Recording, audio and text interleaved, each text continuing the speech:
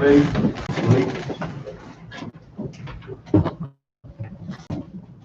I pledge allegiance to the flag of the United States of America, and to the republic for which it stands, one nation, under God, indivisible, with liberty and justice for all. Aldermen, you can lead us in, Aldermen know, so he lead us in benediction. Let us pray. Heavenly Father, Lord, we come to thank you today. We thank you, Lord, for this opportunity that you have given us to serve. We pray, Lord, that our service is first of all pleasing in our sight. Continue, Lord, to bless our souls to let it not be. We just thank you, Lord, for this great man. We just in Jesus' name we pray. Amen. Amen. Item number 4, approve the agenda. Motion to approve. Second. All in favor? Aye.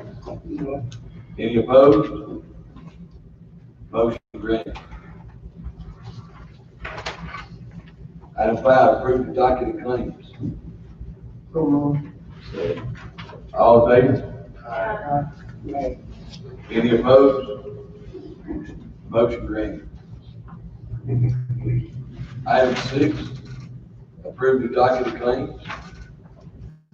Motion to approve. All in favor? Aye. Any opposed? Motion granted. Item 7, approve the minutes.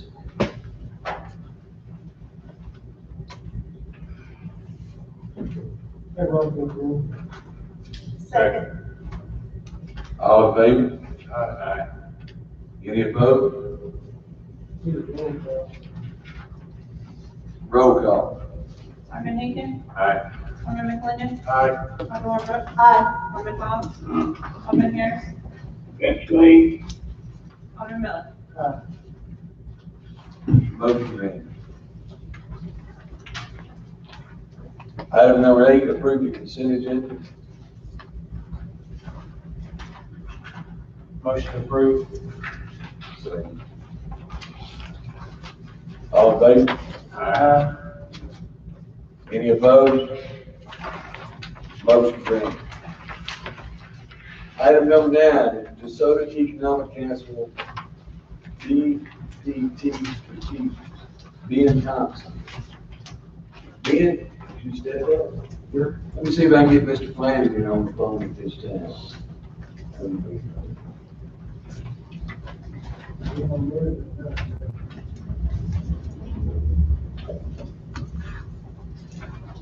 It's good to see you, sir.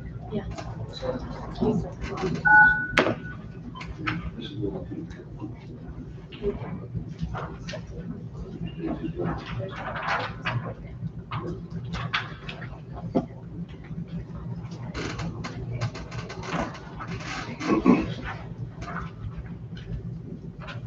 Let's drive up. There's still copies. They lose down all the north.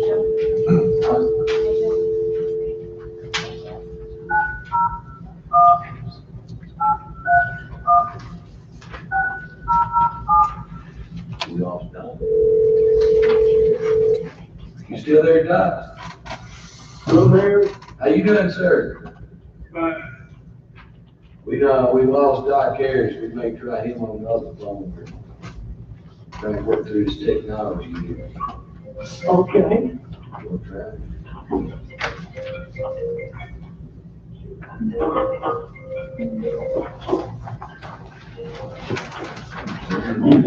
We're here. You there? Yes, I'm here.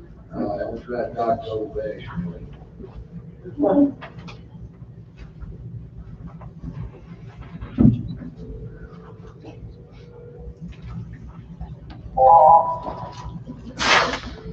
Bless you. Hey, did we lose you? Yes. Okay, well, we got you now. We got Jim Flanagan here also on the other line. We got Doc Harris. And we got Mr. Thompson from BPT Strategies.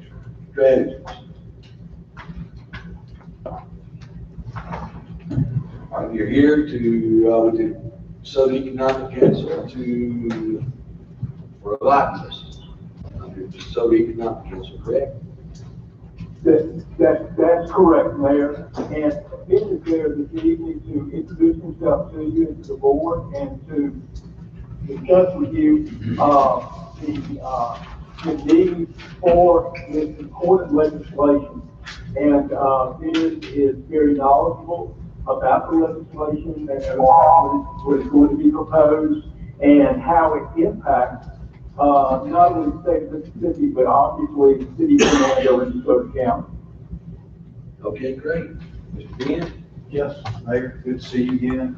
We were here, I guess, in this room a couple weeks ago with your council government meeting and discussed in general terms this proposal. The genesis of this goes back a couple of years where a few economic development executives across the state got together and looked at Tennessee, Alabama, Georgia, Arkansas, and looked and saw how we could, we were losing some companies, and how can we attract, make Mississippi more of an attractive place for companies to locate. So they have met and identified some existing programs, incentive tax programs at the state level. And it's a mixed bag. It's sort of apples and oranges and bananas, whether it's based off of sales tax for equipment or number of jobs created or income taxes or whatnot. And the proposals that they have drafted, this group and some attorneys that work closely with them, would propose a streamlined, enhanced incentive program called MFLEX, Mississippi Flexible Incentive Program, which it takes different incentives and does several things. Streamlines it, provides more transparency so companies and elected officials can see what the incentives are. And it provides a more simple process for CEOs and site selection consultants and whatnot who are trying to determine where to locate, different states can see, well, here's what I'm getting here, and here's what they're offering, and compare that program. There's a gentleman with Deloitte, the Deloitte consulting firm in Chicago, who has said, look, I'll come testify and tell folks that this will really put Mississippi at a competitive advantage. And I know this area is growing, and I think we will reap some benefits of this type of incentive program if it becomes law. And just to piggyback on that, I had previously worked with some economic development groups, and Jim Flanagan with DeSoto has proposed that they join this group in this effort, and so that's how I ended up here today with you guys. I think he can probably address better, how the city participates with his group and what that structure looks like. But I'm happy to answer any questions. I see Alderman McClendon, Senator McClendon, who I see in Jackson at the Capitol, and I'm happy to talk about myself or bore you with some more mundane details or answer any questions you might have. How are the fees determined for your service? Sir, How are the fees determined for your service? I think Jim can probably address that better, as I understand it. Okay, Yes, there was a consortium of 4 economic development organizations that came together. And the reason for this is that this is where the majority of the economic activity is taking place in the state. Those include the Golden Triangle area, Tupelo, and Madison County, and obviously DeSoto County. And Ben had submitted a proposal to us several months ago for his services to ensure that we have the proper legislation in place when January the discussion begins. And because it impacts 4 of the counties, we decided to go in together as a consortium, and at $15,000 each, that would be our share for the expenses of hiring a lobbyist on behalf of the influx program. Fortunately for us, Ben has been so so, we're receptive to assisting us in, informing our cities and our county of upcoming legislation that would be, in a sense, over and above the scope of services. I've discussed this with council of government, that he would be submitting, either weekly or bi-weekly reports to us, of legislation that would be applicable to the cities and the town. So really, it's a value add to the service. But what we determined here in DeSoto County, we've done this before in the past with, maybe a program or an initiative that would benefit everyone, which breaks out the county by pro-rata share. And, that is what we submitted to council of government, requesting a pro-rata share from the city of Hernando, which would be $1,350 that would go towards, the expense of hiring them, and then supporting us in what we believe is going to bring us to a much higher competitive level than we are right now. As Jim mentioned to you, is outside consultants opinion evaluated our incentive package, and they have determined that it needed to be more flexible, it needed to be more transparent, and it really needs to be more simple. So what we're doing is we're capturing all the statutory elements and developing a formula that a company will know what they expect to receive from the state of Mississippi. Now, it does not impact at all any incentives at the local level.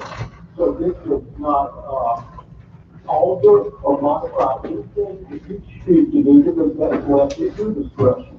But this would address the scattered, almost shotgun approach that we have of incentives here in the state of Mississippi and consolidated, and that is in turn why it's important to hire someone like Ben with his expertise to ensure that this legislation goes through the proper channels beginning in January.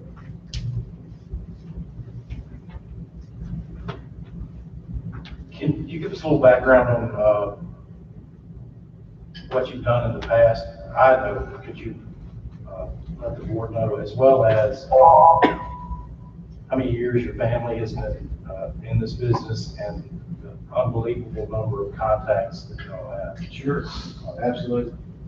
Thank you, Senator. Yeah, it's hard to believe that 20 years ago, I spent a little time in this area. I worked for Congressman Roger Whitner at the time, and he was, we were campaigning, and he said, look, you need to spend a lot of time in DeSoto County, I'm from Tupelo, and that's the area that's growing. And so, went on from there and worked for some other elected officials. I worked for Amy Tuck when she was lieutenant governor. I was her chief of staff for 5 years after that. And then, I got into the natural, progression is to start lobbying. I've been doing this for about 12, 13 years now. I'll never forget, my dad's been doing it for 40 years, and I was fortunate enough to spend a little time in Washington, D.C. when I was an intern in college. And he tells a story that I called him up and said, man, this is really interesting work, working with elected officials. I was working with Trent Lott at the time. And he said, well, that's what I do for a living. I said, well, I just thought you were a lawyer. So he's been lobbying for about 40 years. I have two older brothers that work with him. And so that helps in the information sharing and all of our contacts. And there's 174 legislators, as opposed to, you guys have a council meeting and take up business, 3 or 4 votes. And down there, it's a bill goes through the process, but it's hard to, it takes a lot of time and effort and discussion and advocacy for that to come to fruition. So I've worked on several. I think we gravitate naturally to what we're interested in and what we're working on, probably how you guys are sitting here in your position. I've worked with municipalities before, counties, and worked on several economic development projects across the state. And this is what I find interesting.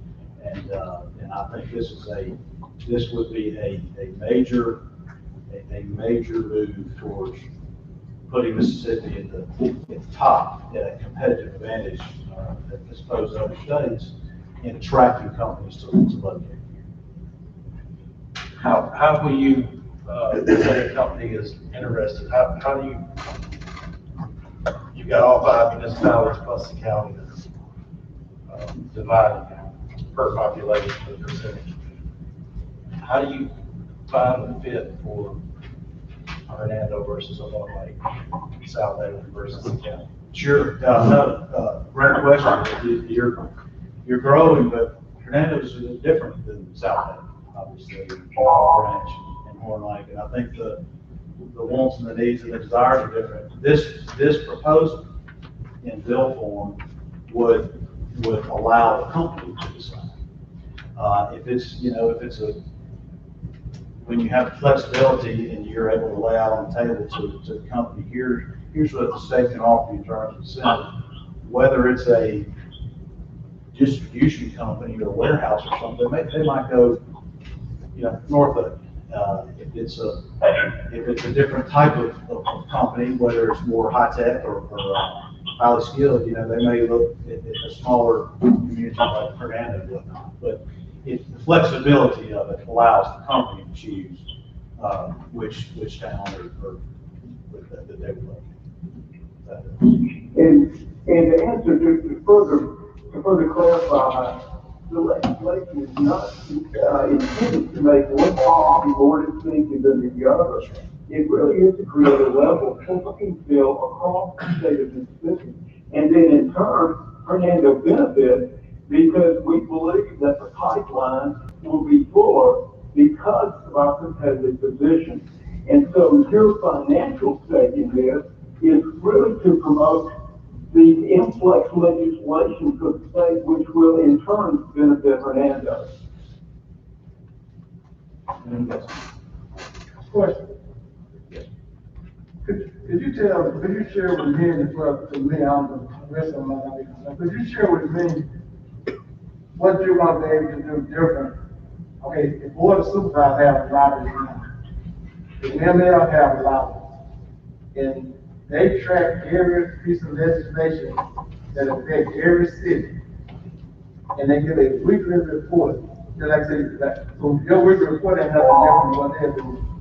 So what's going to put, why would you pay more than what we already getting done? You say you're going to track the legislation. And that's what our board of supervisors lobbies, also our ML lobbies is doing for us now. And no additional cost. Yeah, well, Alderman Miller, this proposal that we're presenting to the city and the county is specifically for the influx legislation. If the city has a particular issue that they need assistance in, that would be something that you could discuss with them or someone else. But this is specifically for the influx legislation. Then would be provided to us, as your MML lobbyist does, report about legislation that he is aware of that may be applicable to the city. But again, this is not necessarily to make one city distinctive over the other. It is simply to bring the benefit back to not only the city of Hernando, but to DeSoto County and the state of Mississippi. And his services would be for and on behalf of the influx legislation. There again, Jim, I don't want to repeat myself, but he's going to give us the same report on legislation that we already get. He's going to track, he's tracking the same legislation that affects every municipality and every county in Mississippi. Am I correct? All 82 counties? Okay, And I'll give respect, this is brand new legislation. MNL is not involved as far as the notice to maybe, address that, but this is an initiative development organization in the state of Mississippi are undertaking to ensure that Hernando and the state are competitive. MML will continue to provide monthly updates to you, but these services are specifically for the influx legislation. The reason why I said that you will also provide reports that was really just a gesture that he had made to further supplement what you're receiving from MML. So really, the expense we're asking of the city of Hernando is only half of the influx legislation. Does the economical council already have a lobbyist? No, sir, we do not have a lobbyist. This would be a proposal that we're making to the city. No, I'm talking about the economical council period. They don't have lobbyists? No, sir, they don't have. Individual economic development organizations, if they have the budget, they're able to hire lobbyists and probably, have them on retainer. Regarding, initiatives that come up that could impact their respective county or city. But we do not, so we do not have that. This, again, is for and on behalf of this one piece of legislation that, again, will help move the needle for Hernando and the state. Jim, I have a question. All of the cities that are identified in the county, will each city have to, I'm assuming, since you are here with us tonight, they're gonna have to individually approve acceptance of this. Is that correct? That is correct. And the city of Olive is already accepting the proposal. The city of Olive Branch and the town of Wall. Then we'll be meeting with the city of South Haven when he leaves, the city of Hernando this evening. And I'll be making a presentation back to the county the 1st of November. Yeah, that was tabled, right? Correct.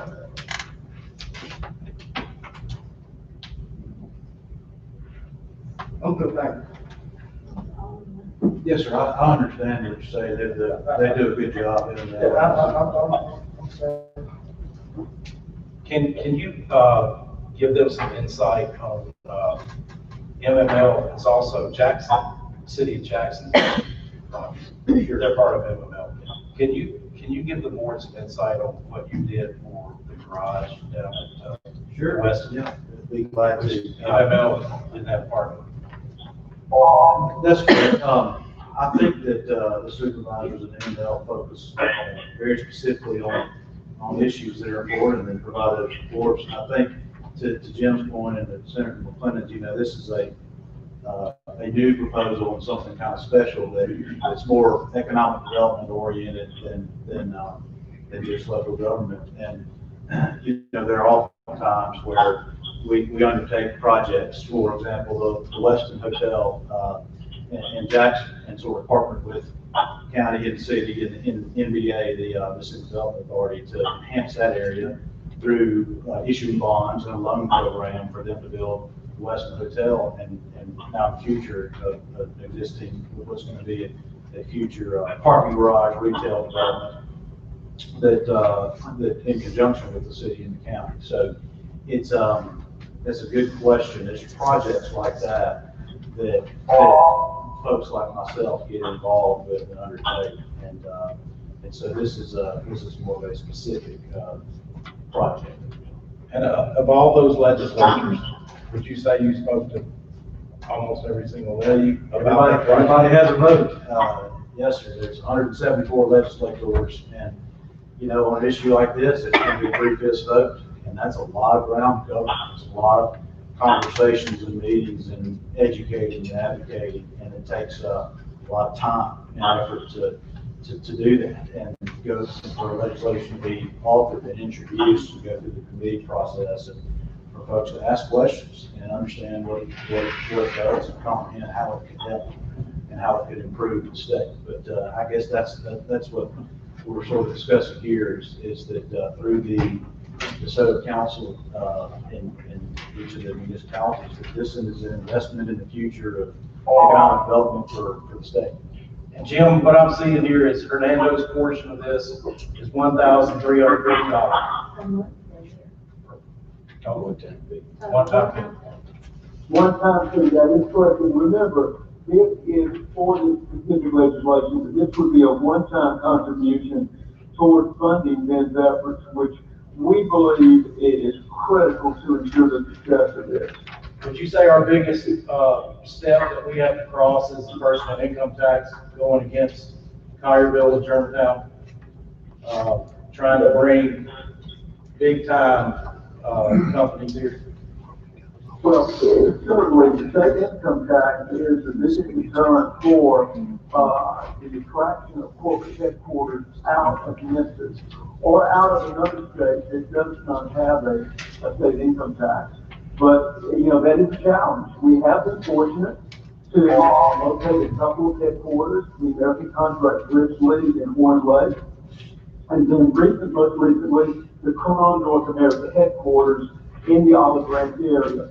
But again, it does cause companies, particularly large companies with major corporate management, causes calls before they can make a move towards the state. Now, this legislation does not address the state income tax. Correct. It addresses sales and use tax, job tax credits, advanced jobs program, and it captures them in such a way that it equally balances and weighs out capital expenditures, wage scales, number of jobs, and the benefits it brings to the economy. So again, it's going to be a more simple and transparent and flexible approach to economic incentives than we have today. And again, that Ben's purpose in hiring him, or if the council will, hires Ben, it would be for the purpose of this specific legislation. Correct. This makes it easier to get over that hurdle. Being such a streamline. Yes. Absolutely, yes. Thank you. We discussed this, Mr. Flanagan, the plus expenses, is that to us also? No, so that is not to you. This is the fee that we have listed in this proposal is that one-time fee. So I guess that would mean that the $45,000 difference is gonna be absorbed by Golden Triangle, Tupelo, and Madison County? There may be. That is correct. We would take, our share would be 1/4 share of the proposal to the contract with these strategies. And being there would be weekly or bi-weekly updates? Much as you like. I'll give you a cell phone, we can talk, much you like, but I can provide whatever format, whatever. I mean, I don't think you want all of this call. I don't know what's sufficient, weekly or bi-weekly, or. I think that the best way to go on that is probably to have it go through, Jim, and then he can update you. I would suggest that works. And that's what we would offer to all of the cities and the counties we discuss in council government is we would disseminate the information that Ben sent to us. Whether it be weekly or bi-weekly, and again, it really is, applicable with legislation that Ben sees is applicable to the city's interests or the county's interests. That's the information that Ben will be sending to us. Now, it could be that it may appear to duplicate what MML does, but again, we believe that it's bringing more of a local interest to us, instead of working through maybe a state lobbyist that's solely working for a county. Jim, I did talk to, Robbie, at MML, and he explained it to me that their lobbyists are gonna do what's gonna be good equally for cities throughout the state, whereas, a private firm for us is going to handle more cases that would be, he called it local and private. And that would be the type of things that this lobbyist would, I guess, fight for on our behalf. Things that we can take advantage of that might not also fit with someone on the Gulf Coast or that sort of thing. Am I understanding that correct? Well, again, this is for one piece of legislation. Okay. Keep in mind, the report that Ben will be sending you will be for your information.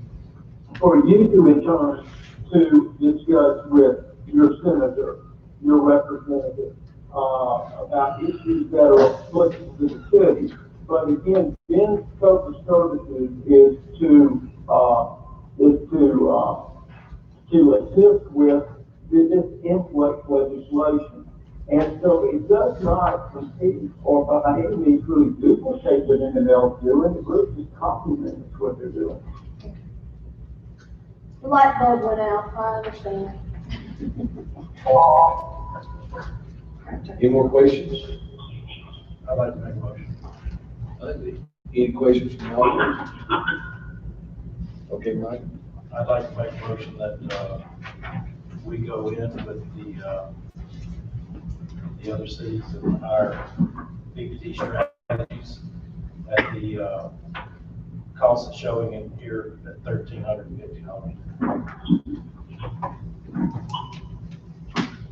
Do we have a second?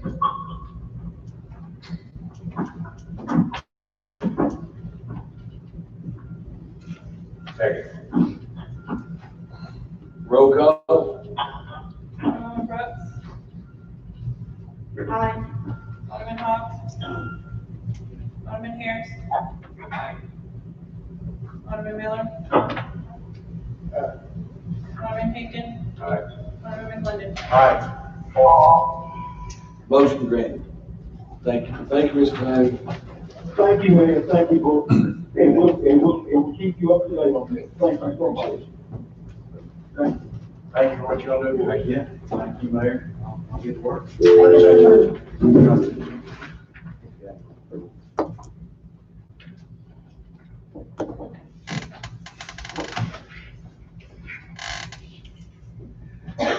Yes, sir. If you just let your remote, when somebody called to me, that should throw me back to the first line, if I'm not mistaken. All right, want me to call you back on another line?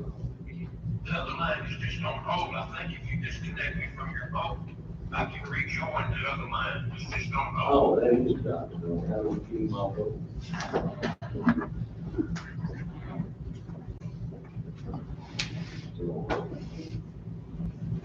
You there? Hey, Tom. Yeah, I'm back with you. All right, great. These instructions. All righty, great. All right, item number 10. Authorized to promote Lieutenant Carlton Rollins, rank of captain, or identified EMS department, open position. We have a motion. Make a motion to approve. Second. All in favor? Any opposed? Motion granted. We'll have it authorized to promote Tony Harris to rank of captain, or identified EMS department, open position. Personnel committee recommend approval. Second. All in favor? Aye. Any opposed? Motion granted. Item 12, 13. I must count, item 12, is going to be canceled because of the governor's new order.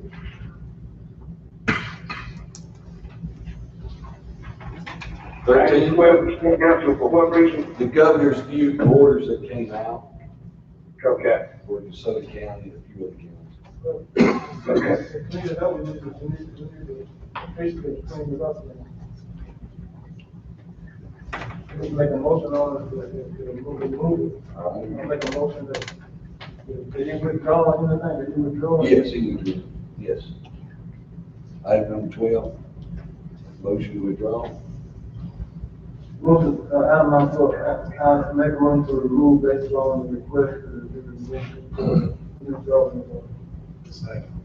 All in favor? Aye. Any opposed? Motion granted. 13, request approval to rezone from C3 general commercial to flood unit development. Located on the west side of Memphis Street and south of West Valley Street, Mr. Dale Wilson. Article 18, amendments to the city's Hernando zoning ordinance allows for the amendment of the text of zoning map provided down that demonstrates the appropriateness of the changes. They must address the following three questions. How the proposed amendment is conformed to the general development plan of the city. The comprehensive plan contains language encouraging mixed uses in certain areas of the city. Such property is located within an area designated as mixed use on the comprehensive plan's future land use plan. See the attached sections from the comprehensive plan in your staff report for reference. While the existing zoning district classification of the property in question is inappropriate or improper, the property is surrounded on all sides by C3 general commercial zoning. However, the C3 district does not allow for mixed-use developments as is called for in the city's comprehensive plan. Number 3, that major economic, physical, or social changes, if any, have occurred in the vicinity of the property in question. Such property is in the area that has begun to redevelop with renovation of old buildings such as 1 Memphis Street, located at 2467 Memphis Street, and the construction of a multi-use building to the immediate west at 2446 Cathy Street. Plan unit development analysis, because this is a plan unit development zoning district, site plan is required. The applicant has provided a concept site plan that includes the preliminary layout of the site. A copy is included in the attachments to the staff report. The proposed concept plan shows the subject property being developed as 3 attached townhomes. The plan indicates there will be a 5-foot side yard setback and an 8-foot rear yard setback. The units will have 2 stories. Units 1 and 3 will be 1,600 square feet, and unit 2 will be 1,300 square feet. Review standards, density. The site will have a density of 28.8 dwelling units per acre. That's 3 dwelling units divided by 0.104 acres. Streets and parking, the site has frontage on Memphis Street. It has no proposed additional streets. There are proposed 6 parking spaces in front of the site and an angle. Public infrastructure, the proposed site will be required to connect to the city's water service, sanitary sewer service, and storm drainage. Installation and improvements, all improvements are to be installed and maintained by the developer unless other arrangements are approved by the city of Hernando. Special improvements, there are no special improvements required at this time. However, the city reserves the right to make any special improvements requirements that may be determined as necessary during the development plan approval stage.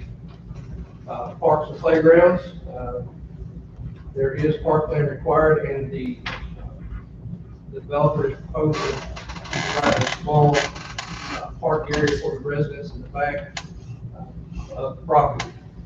Sketch plat, the applicant has supplied a preliminary plat in the form of a master plan that includes boundary of the subject property and proposed streets and lot layout. Allowable uses, the text of the PUD calls for the property to be used for the development of residential townhomes. Development phases, development will occur in 1 phase.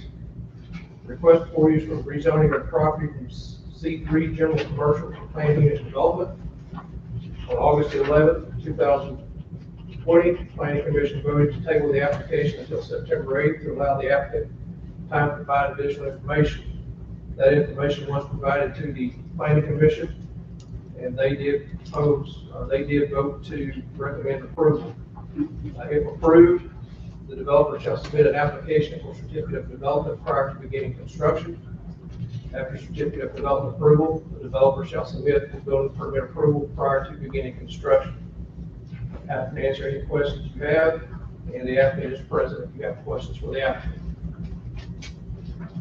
What size water lines are 4 inches? Is that what it changes to? 10 inch. Sir, What size water lines are? it's 4 inch right there. Will this be required to be sprinkled? Fire suppression? Because it's kind of hard to do with 4 inch water line. If we can find an acceptable alternative, we will entertain that. But otherwise, it would have to Because be it is, sprinkled. because it is attached dwellings. Can you do it with a 4 inch water line? On those buildings, yeah. And that's adequate. You're saying that that's adequate? Yes. 4 inch.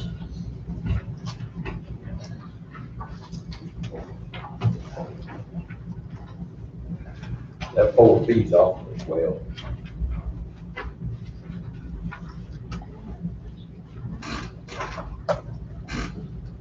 The parking spaces, there was discussion that they were gonna extend that slanted parking north. And I don't see that in here anywhere. Should that be added, or is that intended?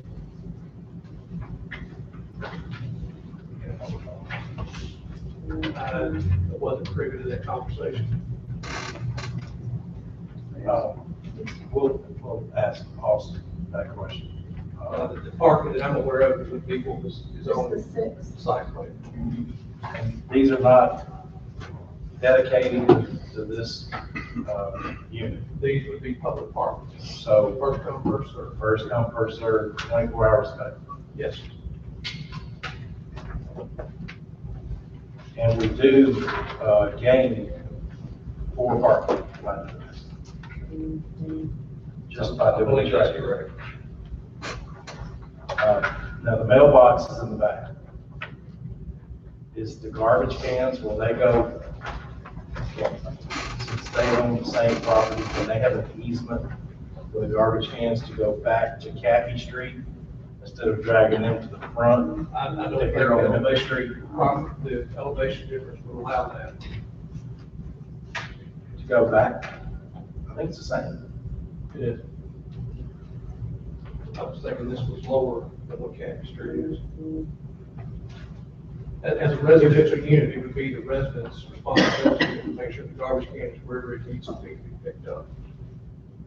I'm just saying, slightly wise, it would probably be better going behind, back to Cappy Street instead of dragging them in the middle of the park. I think the ones on Valley coming to the front of the house, right? They do, but there's no street parking there. But this will have street parking. I mean, you said slightly, so it's the same thing, if somebody's saying to you. Okay, well, let's just go, I'll strike that comment and say, if it's full of street parking, how's the garbage truck going to pick up at the street? Same way it does in front of your house. It stops in the middle of the street, they go for grab a can and put it on the truck, no, they put a can back. But wouldn't it be better if it was going to the back? But you can store the cans in the back outside, but on pickup day, Can they have an easement for these garbage cans to go to the back? To other street? Is that Is that possible? tonight then? You probably have to ask other That's property. not- They are the property owner.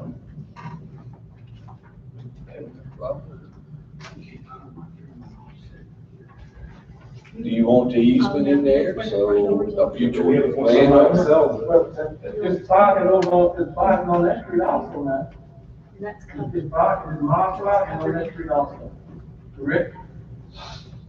The last time I was down there, and it's marked parking on that street?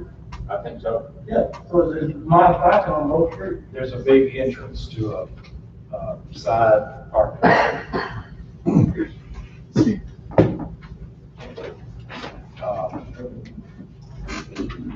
Strike it, so the garbage trucks can be placed in a certain place on Woodruff Street. When you strike the one.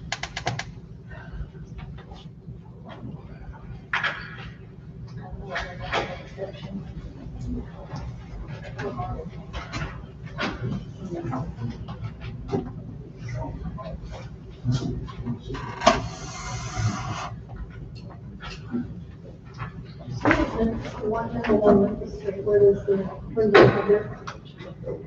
they bring it to the front of the street on garbage day, or are they dumpster that somebody comes? He owns the building, so we can ask him. Austin? Yes, Yes, sir.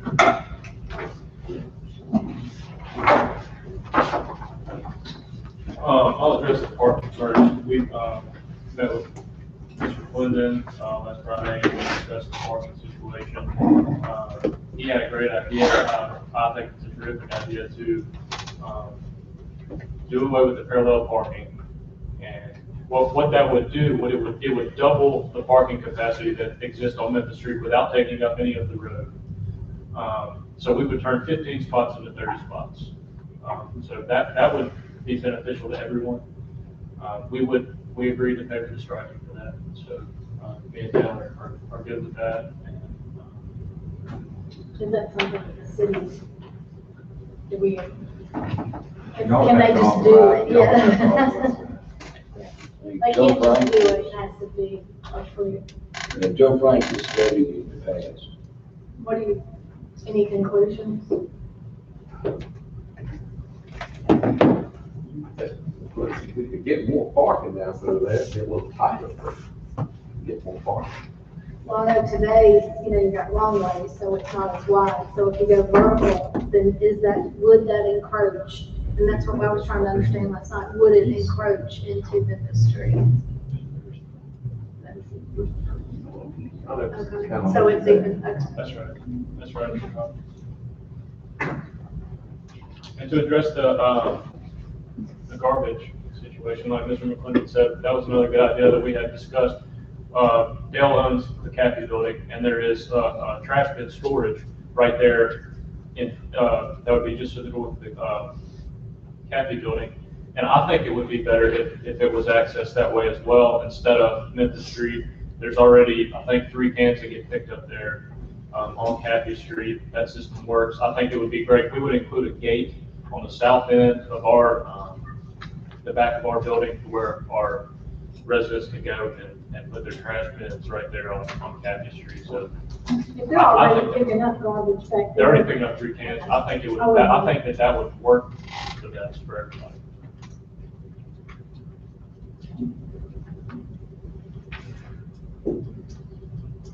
Y'all just did, Yes, sir. how much it cost to build it? That cost $141 a square foot to build.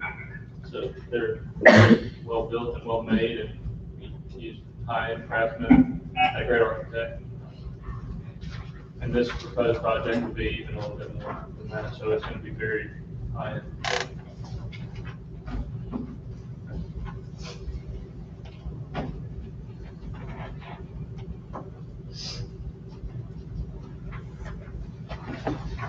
This is basically the drawing. That's a preliminary elevation sketch from our architect, Grant Lab, that's the residential design.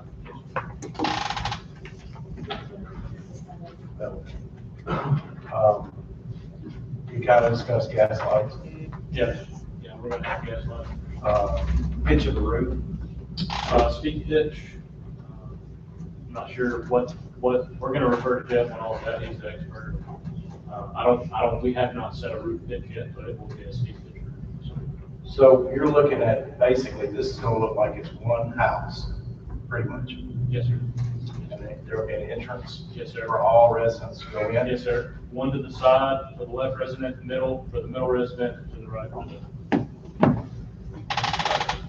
So it'd be 3, again, you're gonna, it's gonna be built to blend with the historic square. Absolutely, and we feel, that's where we feel, we have a great architect in Jeff. We're gonna refer to him on all of that. He knows the site, he designed Ivy. I think it meshes beautifully with the existing community. We've received a lot of comments from the community, and I have a list of people that are wanting to hear. So I feel there's a real demand. I feel it'd be a real asset to Memphis Street and to Hernando as a whole. So, you're looking at high unit. Yes, sir. Yes, sir. Really high. So you're saying, how much it's gonna cost to do? About $155 a square foot, be close to $700,000 project. What do you have to play when we have to pay that back? Wait a minute, hold on, yes, that's, beyond, that's enough on that. Any more questions? Any questions from the audience? Can we get a motion? I move to approve the rezoning of .104 acre parcel of land known as parcel number 308-613-001-000-9901, being located on the west side of Memphis Street and south of West Valley Street, subject to staff comments. With the addition of the paying for striping, if that's feasible. Well, I think Joe Frank said he's gonna have to look at that first, about doing those whole street. Is that correct? You got parking on that other side too. That would go away in this other. Well, I know, but that's what he's gonna look at. We measured it, we used Chris one day. Make sure they make you check it out again. I think it can be done, just like look at it.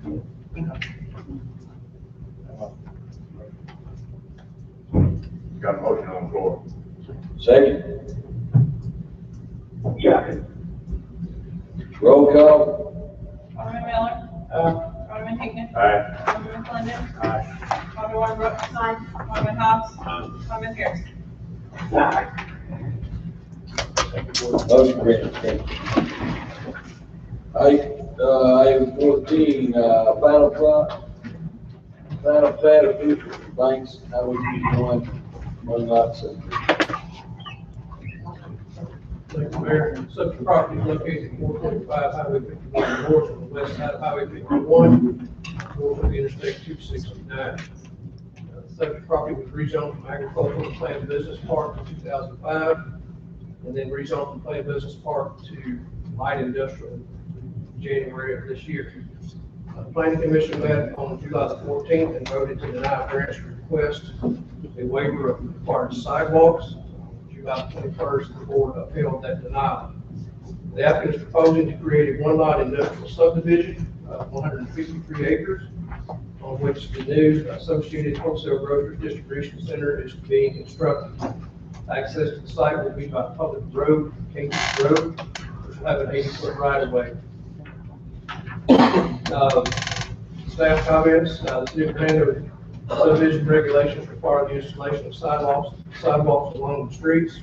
The city of Hernando subdivision regulations require curb and gutter to be installed on all residential, commercial, and industrial zone subdivisions using the Mississippi State Highway specifications. After installation of public improvements and acceptance by the city, final plat shall be submitted to the Office of Planning for recording. The future division of the remaining property along the Highway 51 frontage shall occur through the subdivision process as defined in the City of Hernando subdivision regulations. Subdivision plat approval, that last sentence in comment number 5 should be stricken, that is not correct. Future development of the remaining property shall be required for certificate of development approval and the construction plan approval. Neither of these requested for this application. Staff recommends approval subject to staff comments. I'm happy to answer any questions. And the applicant, John Herboy, is present. I do have a question, Keith. Originally, they had talked about selling off some parcels in the front, I think, once they got the main building completed. So is that still? That would be areas 1 and 2 on the plats. Lot 1 is areas 1 and 2 are the remainder of the property. This would be a one lot subdivision. It's not too bad. Right. They still have plans to sell those in the future. So with the rezoning and the, they won't have to do anything different. They can. Whoever would purchase both sides of the Cape Road or one side or the other would have to come in for a subdivision plat for their part of it.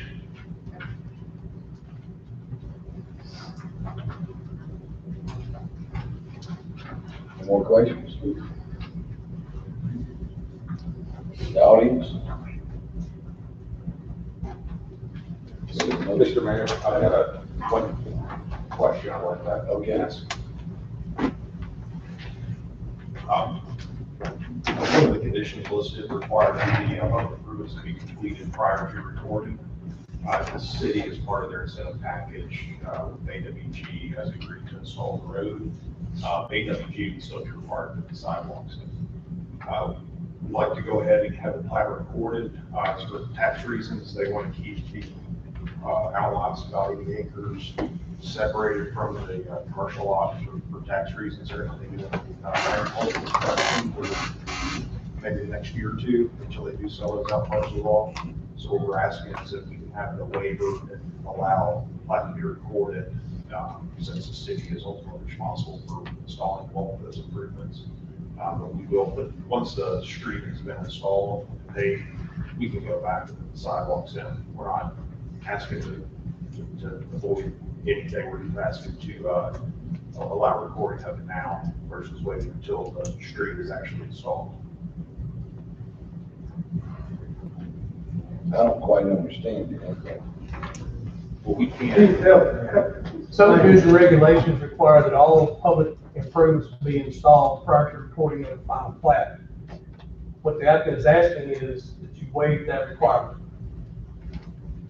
Because the city is building the road and they are installing the sidewalks upon completion of the road and the project. So they're asking to be able to record the plat now before all the public infrastructure is installed, then after, instead of after like the ordinance requires. So this would be kind of like another tax exemption. They want to record it. Don't be no taxes. No tax exemption. It's good from ag, they're gonna keep it ag. And then that's the lower tax, isn't it? Now, that was on stay over there anyway. We're not touching, they are not touching that part. The north part, they are not touching, so they have nothing to do with the tank. Only thing they ask is that you waiver all that improvement, and so they can go on and record it, and they can move forward. That's the request. That's right. I guess my question is, was that on the paper, the numbers that we were showing? That would say ag. That would stay in there. That property was rezoned industrial when the whole parcel is rezoned industrial. Now, it remains in an agricultural use, which may leave in non-conformance. But this is no way changing anything on that. Keith, what is your recommendation? Based on the scope of the project, I'm okay with it.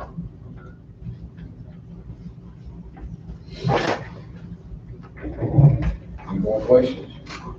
I make a motion Anybody from the audience?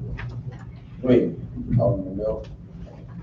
I move to grant final approval for Banks Highway 51, one lot, Hernando subdivision, subject to staff comment, and also to allow the recording of the Waive the Waive- installation of the waive the sidewalks installation of and the sidewalks the, and the road.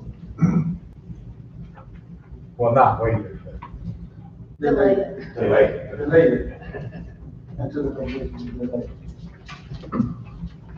Second. Delay. Second. I think, I've got to say it. Roll call?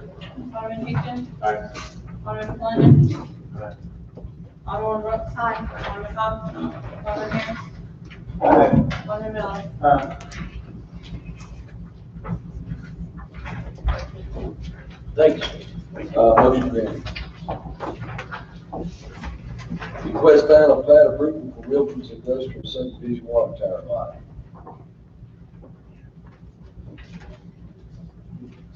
Thank you, Mayor. Subject property is located at 2100 Highway 51 North on the east side of Highway 51 on North Pleasantville Road. Entrance into the subdivision will be by private drive connected to Highway 51. Currently, the subdivision is proposed to be 2 lots. All lots within the subdivision will have a front yard of 50 feet, rear yard of 10, side of 20. The proposed lot for the water tower site is 1 acre exactly. There will be a permanent 30-foot ingress egress easement connected to the private drive. Any future development of the property shall require submittal certificate of development approval and construction plan approval. Neither are requested at this time. Any future development of the property outside this 1 lot shall occur through the subdivision process as defined in the city of Hernando subdivision regulations. The property is located within the Nesbitt Water Association service area. Say that real fast. If approved, a new address must be assigned to the new lot, and it is before you tonight. Staff recommendation is for approval, subject to staff comments. I'll be happy to answer any questions any applicants present, if you have questions for him.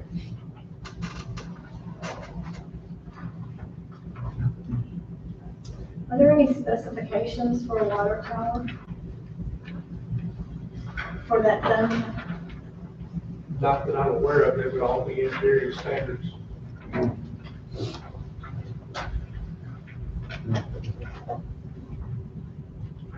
Andrew, you might get your paw print. You understand?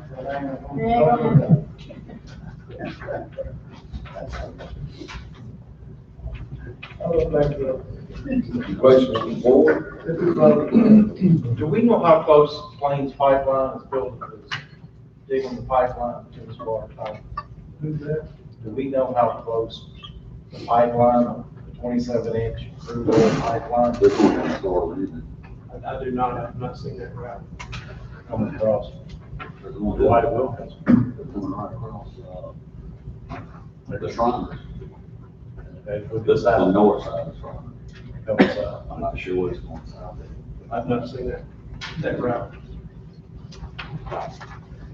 I'm just wondering how close one could be built to a water tower. I'd say pretty close. Well, be in the 3.2. Pipeline full. Any questions from the board? Any questions from the audience?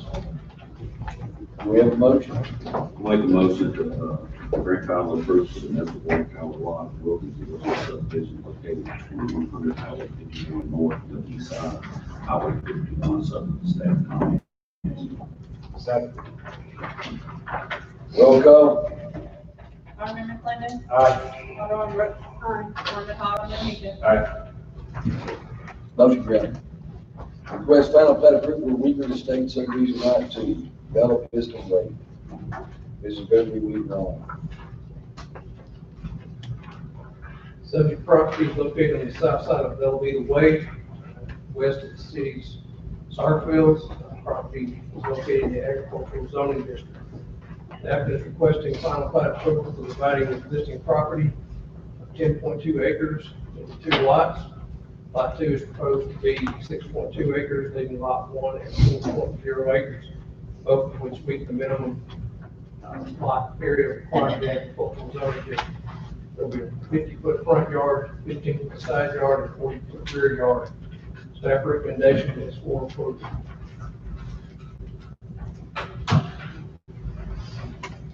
Any questions from the board?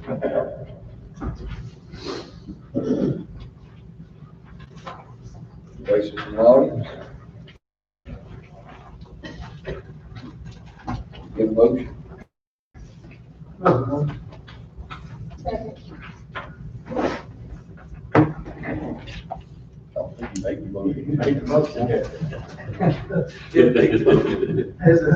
I move to grant final plat approval for Weaver Estate subdivision lot 2 subject to staff comments. Do we have a second? Now I'll second. All right, roll call. Alderman Brooks. Aye. Alderman Hall. Alderman Harris. Aye. Alderman Miller. Aye. Alderman Houston. Aye. Alderman McClendon. Item number 17, authorized to accept the lowest and best bid for Upper Boone Truck and Old Man Corporation in $933,000. Motion. That budget or It was last year, so it could be a loan revenue in and expense out.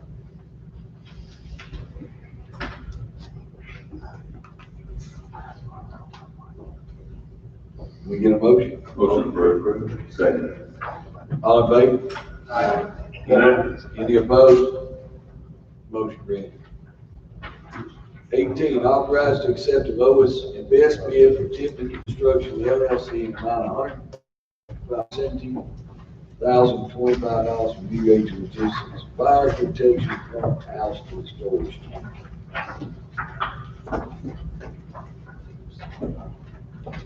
That's for AWG that we have to grant for.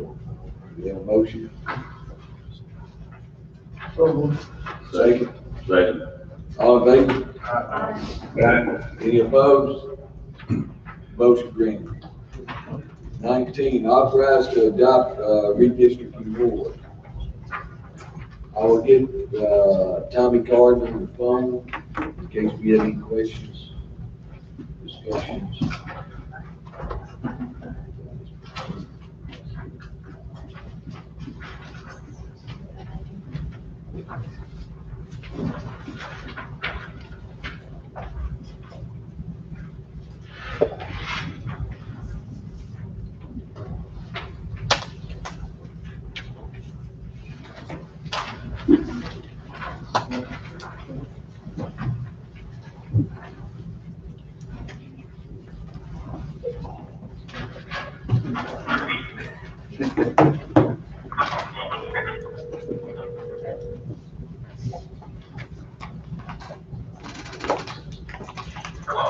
Mr. Gordon?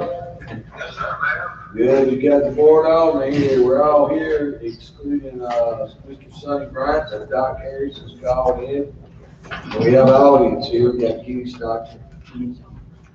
So we're about to start. Okay, well, good evening, everybody. Good evening. Okay, we're on, item 19, authorized to adopt a redistricting board. Planning. Would you like to give us a brief, reason we're going for two? You're asking me, Mayor? Yes, sir. Just start there, I'm sorry. Yeah, well, let me tell you, I'll just follow up in terms of my presentation to you when I was there in person. You know, I recommended two plans, for your consideration, both of which I think are constitutionally defensible. One plan is the plan that was the 8.3%, I think, overall maximum deviation, and had, or two, it right at 44% black voting age population. That plan, on its face, would be constitutionally acceptable. The second plan was the plan that had the 60% overall maximum deviation with a black voting age population in Ward 2 of right at 47%. That plan is constitutionally defensible if you provide a justification in your minutes for exceeding the 10% overall maximum deviation. The justification would be the low voter turnout historically that has taken place in Ward 2, and in your desire and efforts to try to comply with Section 2 of the Voting Rights Act to get that district up to 47%, to try to comply with Section 2. That would be your justification in adopting the plan that exceeded the 10% there. Those were the two plans I presented to you, both of which I think are constitutionally defensible. And I'll be happy to answer any further questions anybody has or anything anybody wants to bring up. Tommy, this is Alderman McClendon. I have a question. Yes, sir. Why did we not try to use plan number one when the black voting age was 44%, but plan alternate 2 is 43%? Alternate 2, I think, is 43.8%, which rounds out to 44%. The reason I did not recommend plan 1, now I understand plan 1 would be constitutionally defensible, there's no question about that. But the reason I did not recommend that is because of two things. Number one, it included some territory in Ward 2, which I think Alderman Miller did not want. That far southwestern corner that was in Ward 2 in that plan Ward 6 in Alderman Hobbs' district, it took his district and split it with I-55. And it was my understanding that the preference there would be to try to keep his district as much intact as possible. Given the proximity to the qualifying deadline for the next round of elections, which will take place, and how many voters that would affect versus maintaining that the core of that district all across the northern part of the city. But it's still split subdivisions, alternate two.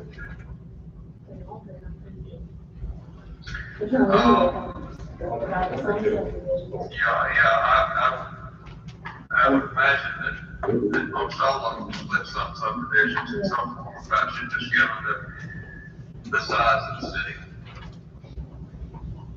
Well, that was my entire argument, about this whole time about split subdivisions. And what's the reason why we can't not split them? Because of census blocks? No, you can split a subdivision. It's what you want to avoid splitting census blocks if you can help it. The problem we've got with your own city is that your census blocks have not been revised over the last couple of rounds such that they are smaller than they really need to be. And there's some census blocks that are larger, and it makes it more difficult to draw reports when you have those larger census blocks, just simply because of the population numbers. So, I'm gonna say this one more time. Alternate 5A and alternate 2 both mirror splitting Fort Creek down the Fort Creek subdivision. And that homeowners association asked me, being their alderman, not to vote on those. So that's where I'm in a quandary. Do I listen to the people that put me in office?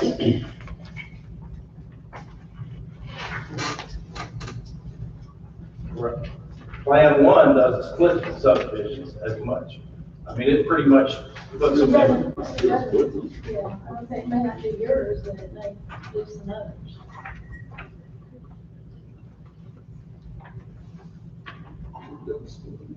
Which one? We're going to be for the back. They don't have a homeowner association. Fort Creek would not be split.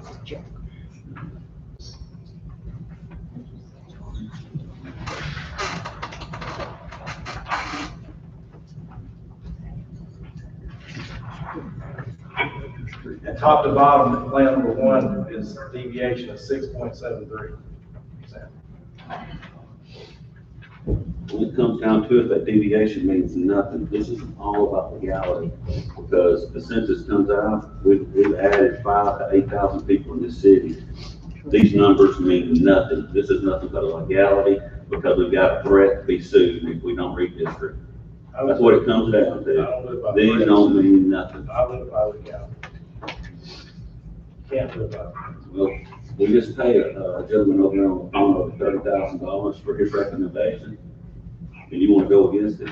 I'm not gonna go with one that has, the name that we paid the first time on.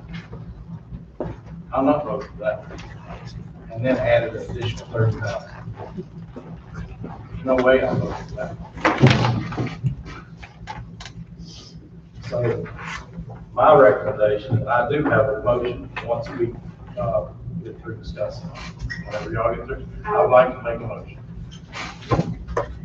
I'm Alderman Ward 3, Gary Higgins, and what I would like you to do is just take a look at what they've done in Ward 3.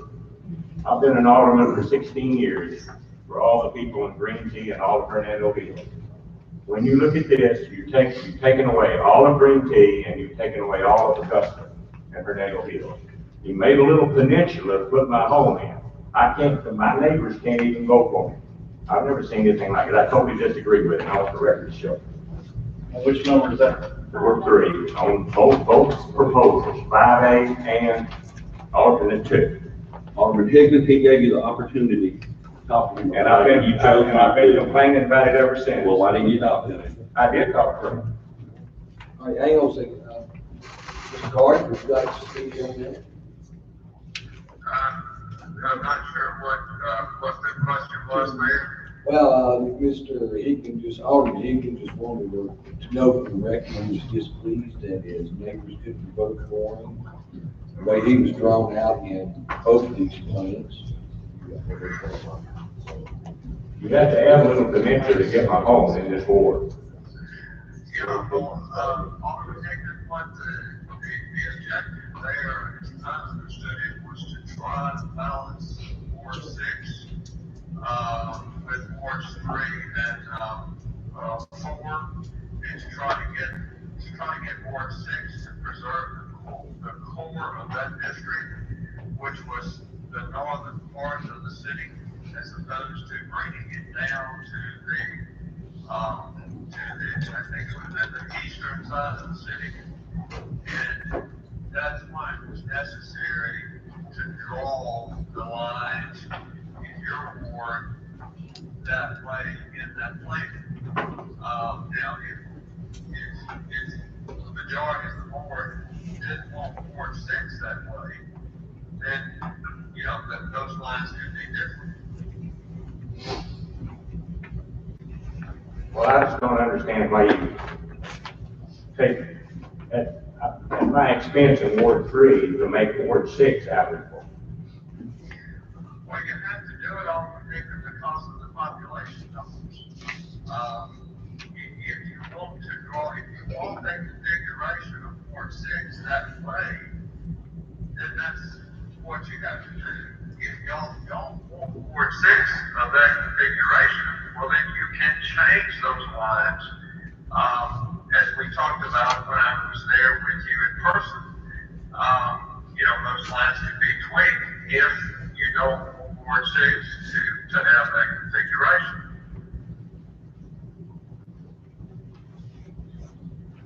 Gary, he gave you the opportunity to call him and adjust those. He sat right up here at that podium and told you. And I did talk to them. I complained about it then. I complained about it. Did you give him any recommendations? You're You talked to him, sit down and talk to him about it. I did. Right. But, you know. But you don't mind taking half of my, the people that I represent, you don't mind taking half of them and giving me yours. But you're not gaining anything. All you're doing is losing some constituents. I'm gonna have to gain some I don't even know, that I've never represented. We could have done this 3 years ago, and we wouldn't be in this predicament, and I knew it would have made a difference to me. I agree with that. I agree with that too. I mean, could have done it in 2012 also. And we couldn't wait to do it until the census is counted. That's up to the majority of the board.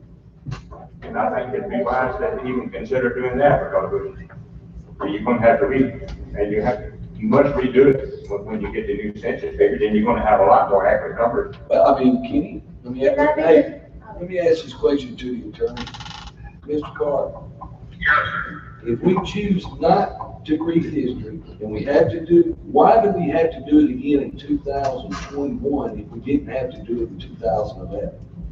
Because you gotta get the census numbers in 2020, like you should have done it in 2011. Well, that's what I'm trying to figure out, so Yeah. should we have done it? Census numbers, and so when you get the new census numbers in 2020, in all likelihood, you're gonna be way out of whack, probably worse than you are now under the numbers that you're currently operating under.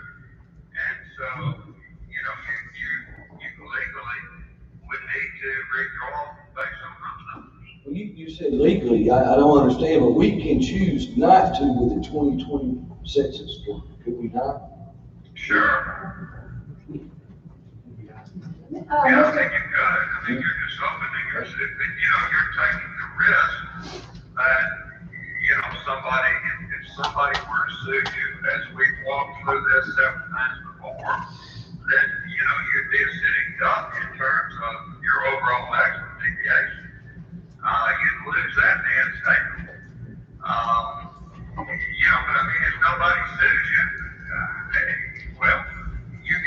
all going, but you know, y'all, I have no way of predicting whether somebody's gonna sue you or not. I just have to advise you, in the event they do, this is what you're looking at, and that's all we know.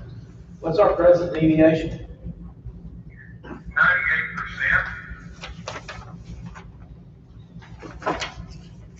What's legal? What's the Constitution say? Or not the Constitution, what's legal? The Supreme Court has said 10%. And we're 98. Yeah, it may be 94, but it's well north of 90.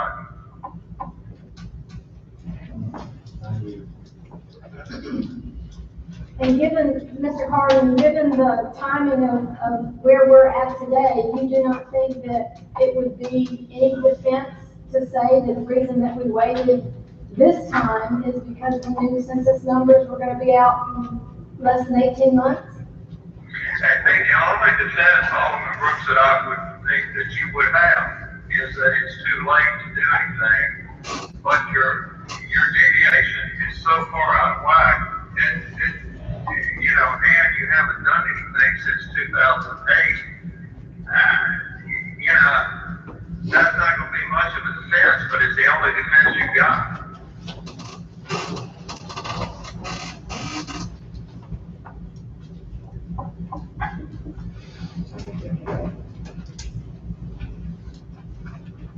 Say that on the line.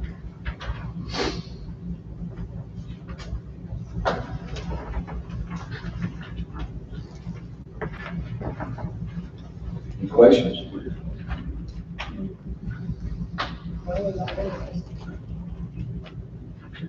Any questions from the audience?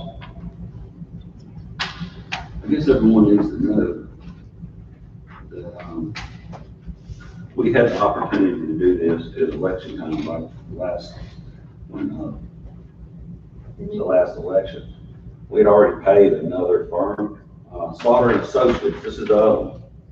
I want everybody, I'd love to pass this around, let y'all look at the date on the bottom of it. It says September the 17th, 2017. This board went into office July 2017. This board never seen this. Do you think Slaughter and Associates just made this and didn't bring it to Hernando's attention? I'm gonna tell you right now, they didn't. We had a lot of executive sessions during those months. Not regarding this one.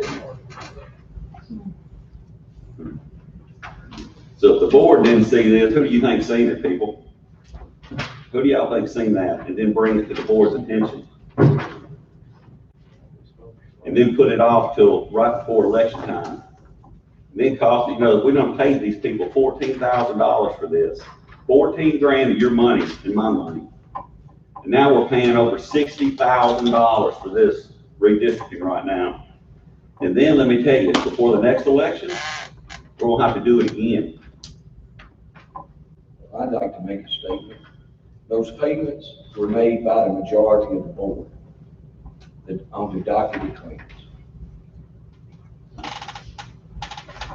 Am I correct? You are correct, but let me see, if y'all ever seen the docket of claims, people? Let me show y'all the docket of claims. It's all of this right here. Every bit of this. And you tell me you can't miss one line item when you're looking over it? And it was just looked over is all. Katie, why didn't you catch it? Oh, I know that. You knew we was paying them 14,000 when the contract said not to exceed 10,000? I know, that's why I didn't know that information. I knew we were paying for services. Yeah. If y'all can't read between the lines, what's going on here?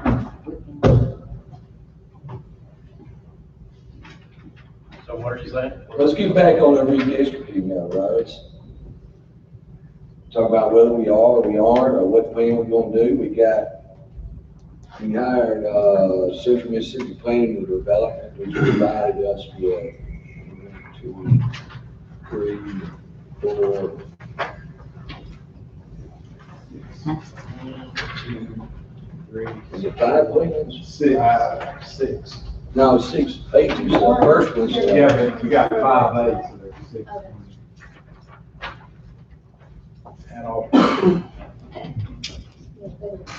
But So we that's can- our option. Yeah. So we have 7 different options. Mr. Carter's recommendation are these. And the attorney we hired referred to 2, but we had 6, 5, 6, 7. I'd like to make a statement for the record, man. All of you already know. I know we probably don't hear us for the record also, and like all of you. Yes. All my statement made for the record. In regard to the redistricting plan being presented to the city of Hernando for approval tonight, all of them, in my opinion, is in violation of section 2 of the Vote Right Act.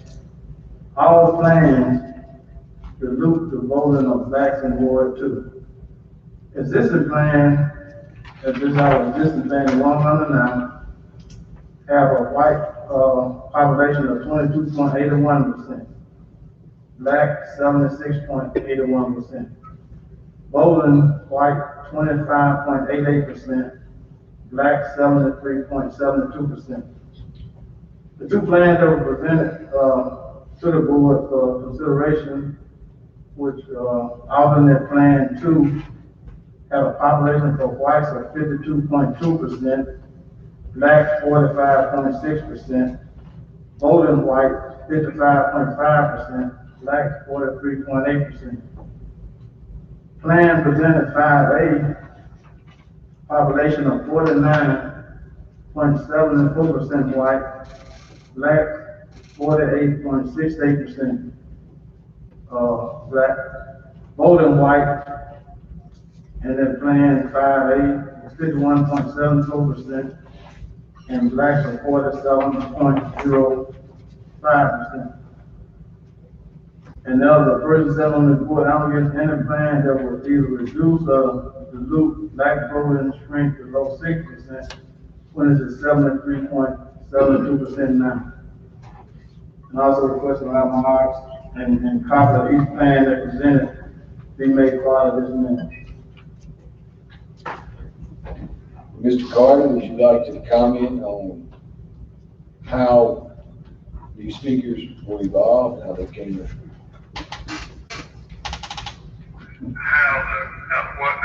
How they were drawn? Our first goal, I guess, is to get it within the equal population. Yes, sir. Well, the Central Mississippi Planning and Development District drew its set of plans based on redistricting criteria that they typically use. And I don't have those in front of me. They have presented those to you before. But essentially, their goal is to draw plans within the 10% overall maximum deviation, plans that comply with Section 2 of the Voting Rights Act, and plans that adhere to traditional redistricting criteria such as respect for incumbency and following census block lines and things and basic geographic lines within the city limits. So they drew their plans based on those criteria. We also drew Plan 5A based on those criteria with the added justification of making an effort to comply with Section 2 of the Voting Rights Act because of the analysis of the lower voter turnout that we conducted and we concluded we saw unwarranted.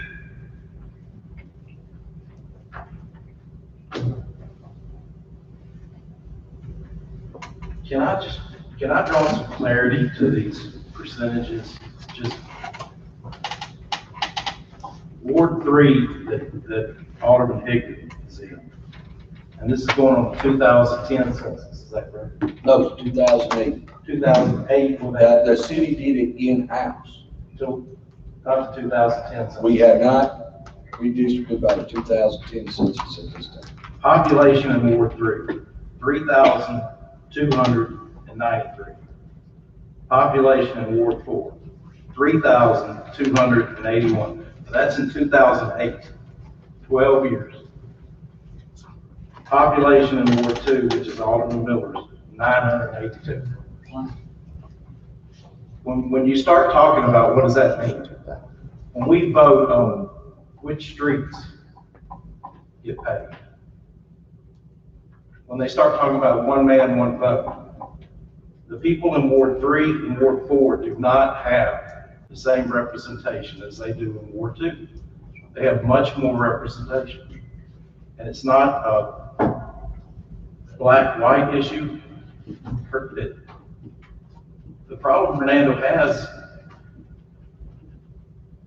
the black population used to be in one ward.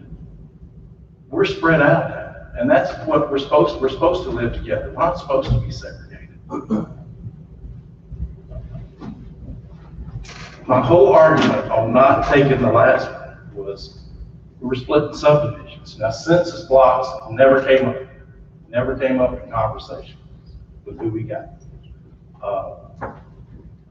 I asked, as well as Alderman Miller asked, could you go down ditch lines that separated subdivisions? No, we can't do that. We're going right down the middle of the street. Person at 3251 goes and votes at the fire station. The person at 3252 comes down the Gale Center. Amen.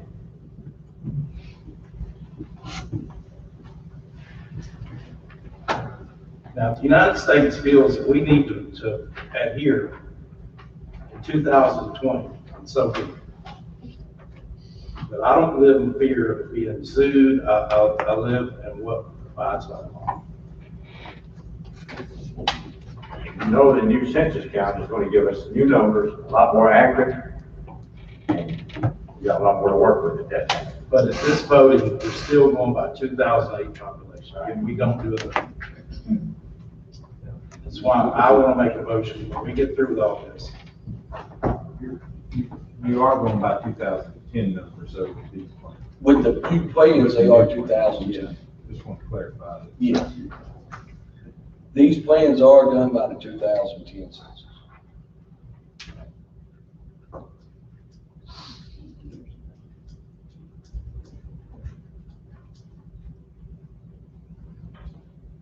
Anybody from the audience? It is legal to go to section line, they just refuse to do it. It's legal to go to section line to the back of the property. It's legal to split census blocks. They just don't want to do it. We find them, when you pay somebody to do work for you, they do like you want to do. They took the easy route. We asked the man to do it, he didn't do it. Well, then actually, you paying them to do something, they need to do what you paying them to do. You said section line is permissible. Then you want split streets. Census blocks, you can split census blocks. They're just more work. When they can ask the attorney that on the line, even though we don't draw plan, but you can split census blocks. You want to go on your plan without doing extra work for them money.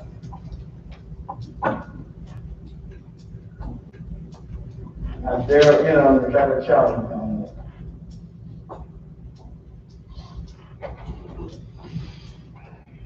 Any more from the board? Audience? Is that right here? Is that right? That's exactly right. Do you have a copy of the map so we could see what they want us to vote for and what they want to vote for? I mean, for everybody to see. Well, We don't have enough to go around for everybody. But you're welcome to say this. Pass it around. Just bring them back. I'm gonna hand some to the other side. Anybody else? Everybody want one of them? What, I was gonna say, let someone on that side. My husband runs again, his next door neighbor can't vote for him. Nobody on the same street. Brian?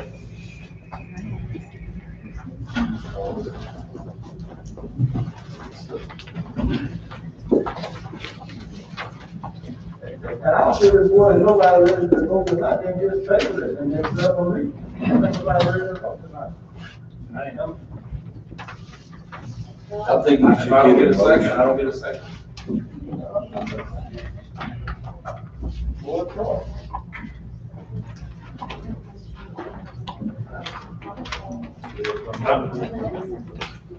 I'd like to make a motion that we go against the two plans that are suggested and go with Ward, Plan 1, which gives more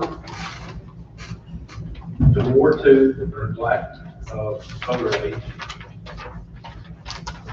which is our objective, looks like. So I'd like to make a motion to accept Plan 1. You got a motion to accept Plan Can 1. we have a motion while we're still voting on the audience? I think it's still open for discussion. So Mary asked, Yeah. Ma'am, so we need comments. Anybody from the audience have any comments? Want to state your motion, right? I make a motion, we go against the two suggested. We go with Plan 1, which gives few more African American votes in Ward 2. What is the number, objection number? It makes it 44% instead of 43%.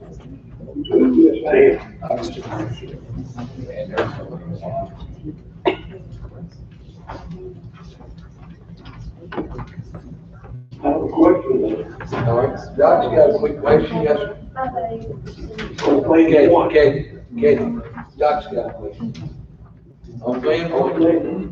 Yeah, on Plan 1, the administration, of positions concerned.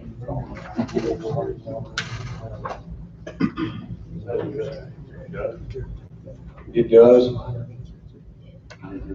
Yeah, Jeff couldn't hear the question. Question was, from Ms. Alderman Harris was, in Plan 1, address Alderman Ingram's concern. They said it did, but I know that is, again. No, but it takes half of my ward. The people that I represent, it takes half of them, and gives me half of his, that's got a, that he has an opponent that he's gonna have to run against that he don't want to.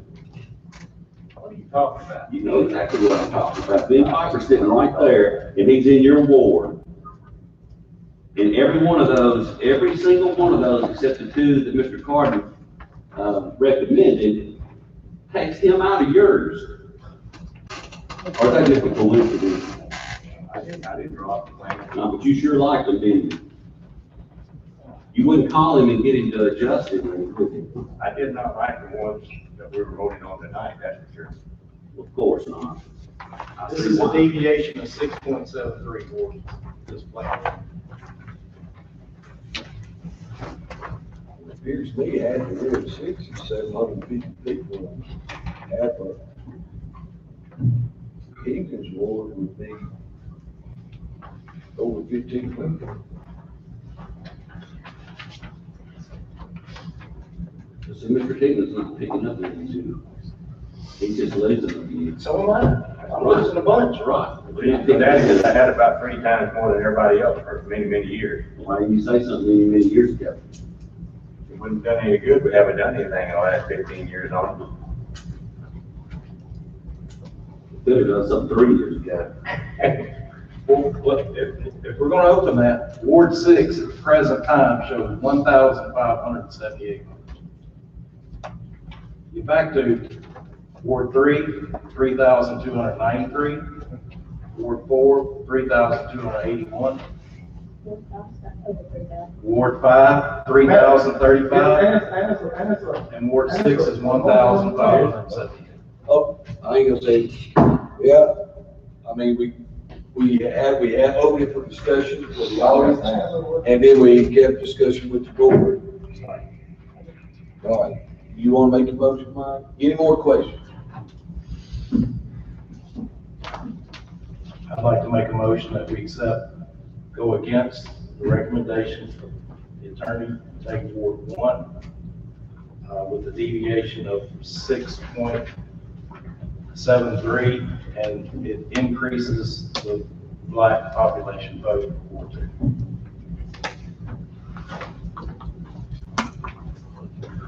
Do we have a second? Doc Harris, second. Roll call. Alderman Miller, Negative. Alderman Higgins, Aye. Alderman McClendon, Aye. Alderman Brooks, Nay. Alderman Hobbs, Nay. Alderman Harris. Yes.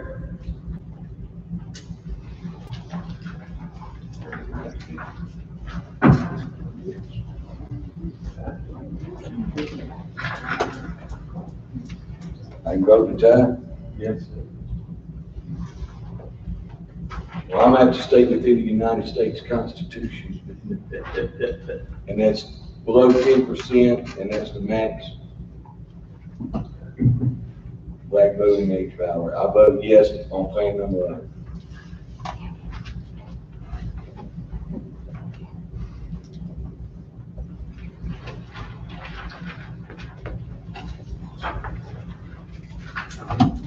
I guess more reading it like. The total reading. I can talk to anyone, I can tell you, bring the Bible out, I would talk to anyone. I'm listening. So the information is in there we'll make sure everyone approves. And I'd like all my statements to be in the meeting minutes.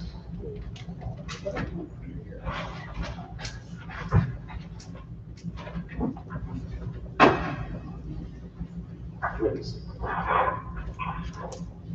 Mr. Carter? Yes, sir.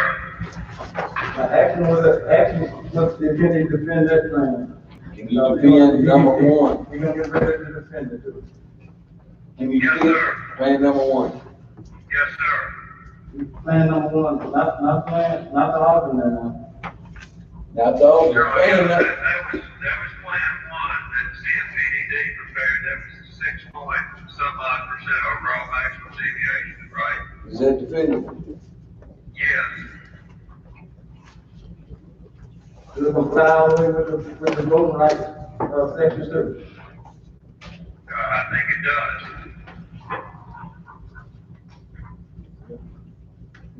It is good.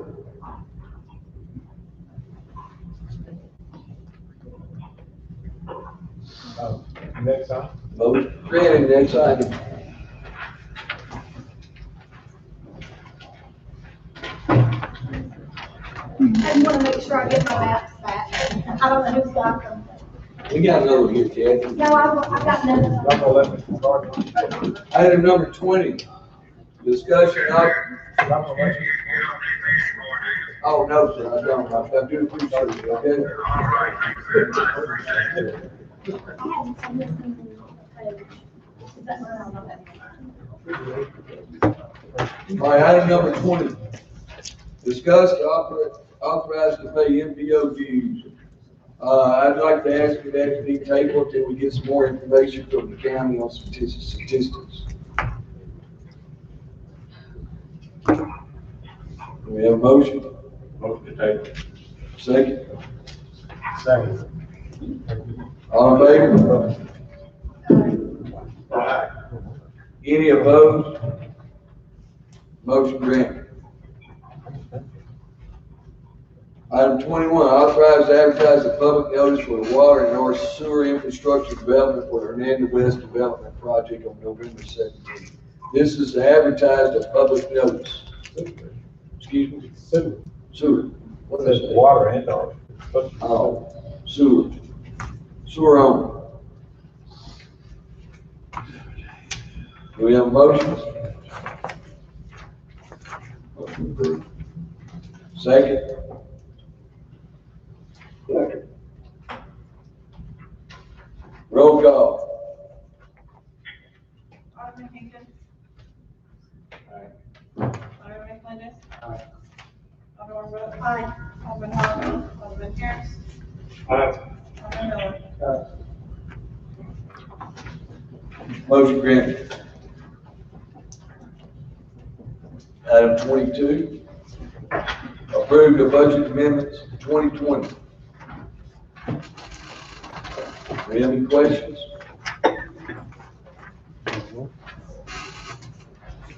Second. All in favor? Any opposed? Motion granted. 23, approve utility bill adjustment document. Motion approved. Second, Second. all in favor? Any opposed? Motion granted. All right, item 24, people what? I need to, I'll recuse myself on the 24th. Won't be in the room for time discussion. Right. Appeal to water leak adjustment denial for, Grady Darnell's. Yeah. Can you let them come first, and then Mikey explain, or let Mikey explain first? Let them come first. You have a seat right here, right? Ms. Gaines, did I say it right? Yes, ma'am.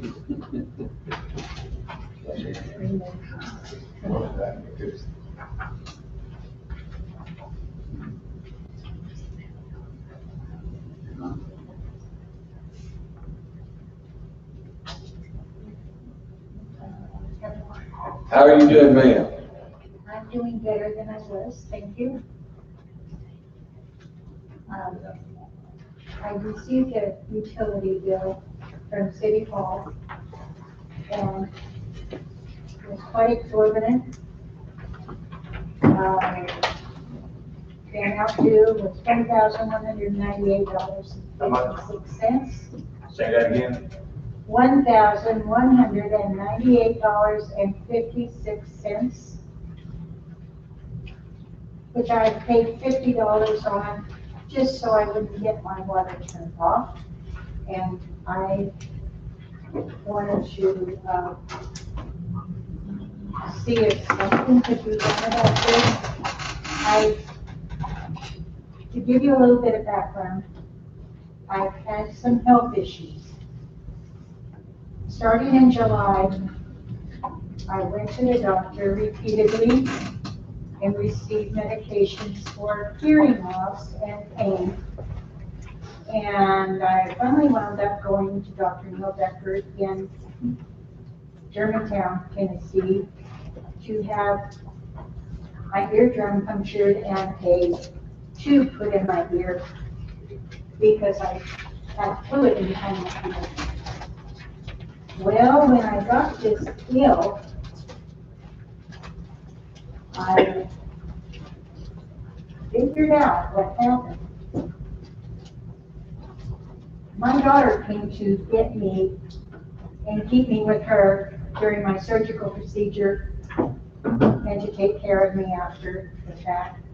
But when she came to pick me up prior to my appointment with Dr. Neil Becker, she said, "Mama, I hear water running." I said, "I don't, where is it?"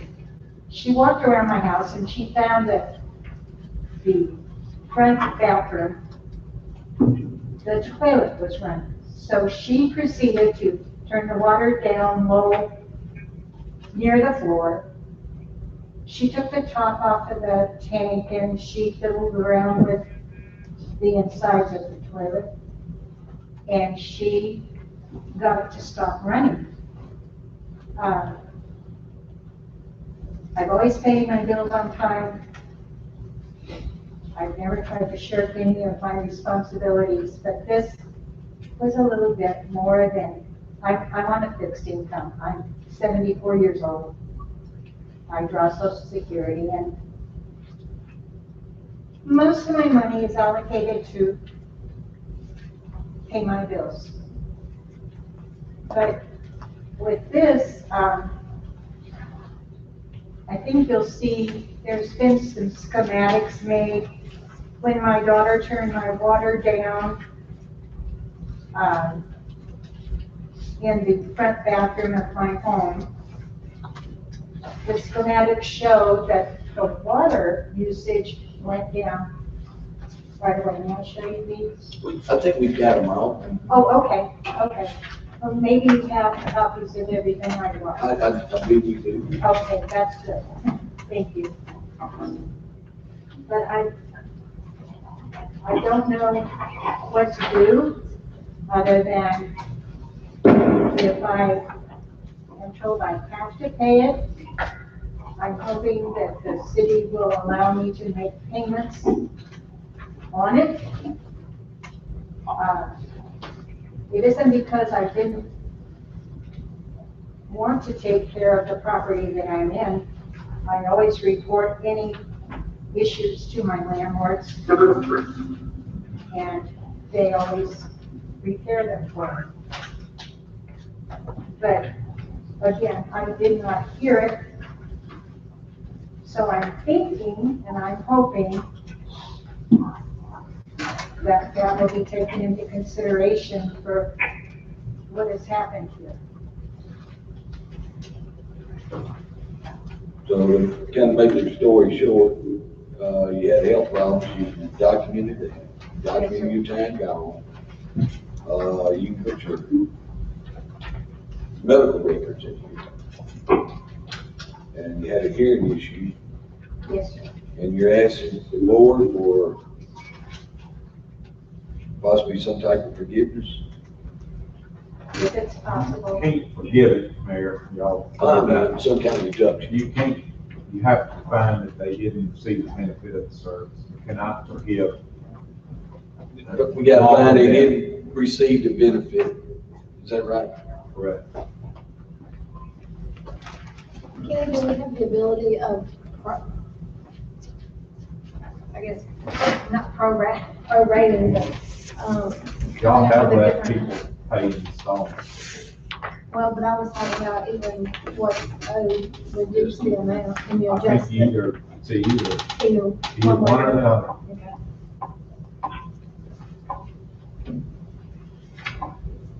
Unless there's some proof that not available, or not provided. I just like happy mediums. Any questions from the board to Ms. Gavin? Any questions to the Public Works Director, Mikey Dye?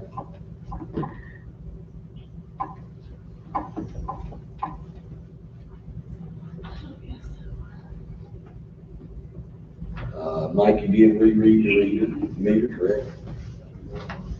Test history on it. Did reread meters that line up. She did this after inside the house. In, Marky, in your opinion, can one toilet produce, waste that much water? Is it possible? It depends on what, it really depends on what the toilet is messed up. If plug hangs and a lot of water's going down the teeth, it can run a substantial amount of water. Things, run the toilet can run 300 gallons per hour. This one up there, that's about 6,500 gallons a day. Depends on which part. Now, there's various different parts in that flow system back there. You fly through, float, tube, things like that, depending on what's leaking, and how much water.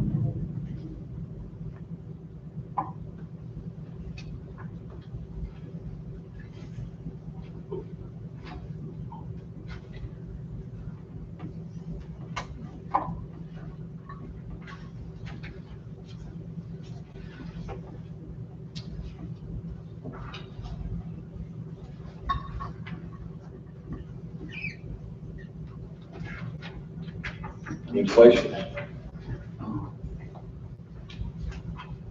Doc?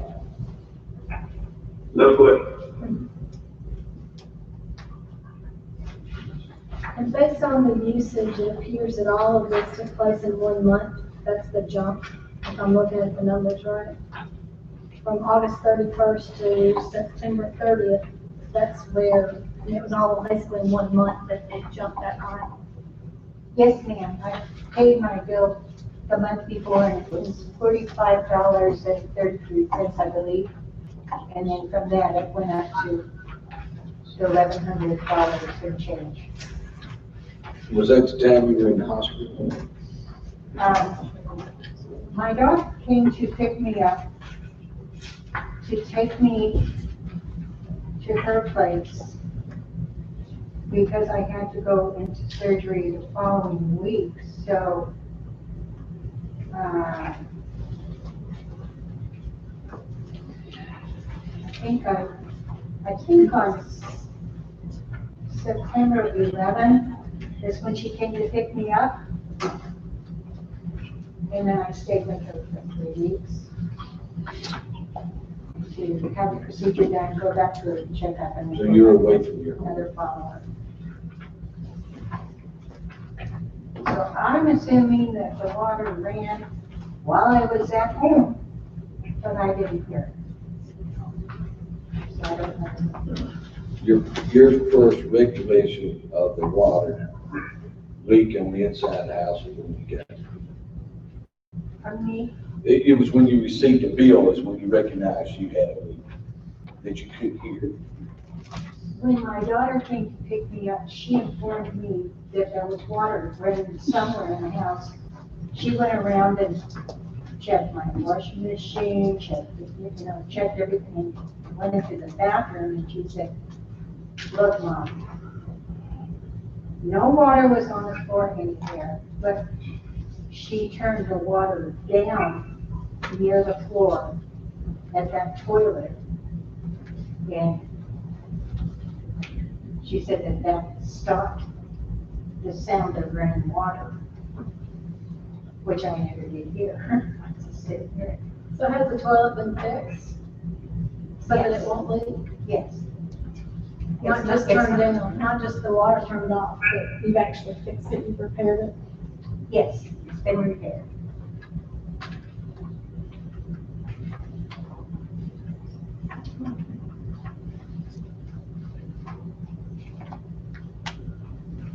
Is this an appeal to the board? Would they like to grant Ms. Grabbins an adjustment?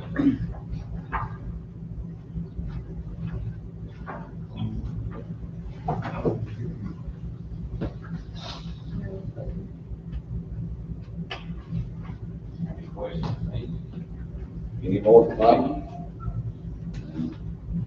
Pretty good here. You can just have a seat right here, see what's going on.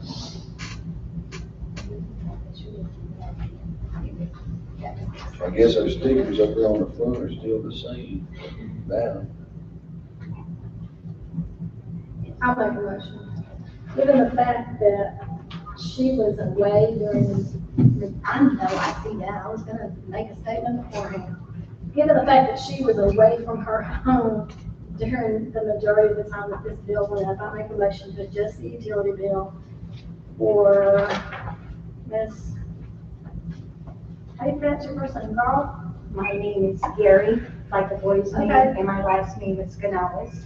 Gary Denales, in the amount of $1,149.63. Finding that the customer had a leak and did not receive the benefit of receiving the water service. Also request that the water leak repair verification form and attached documents be made to be part of the minutes. Do we have a second? Second. Roll call. Alderman Hobbs? Alderman Harris? Aye. Alderman Miller? Alderman Higdon? Alderman Flanagan? Alderman Brooks?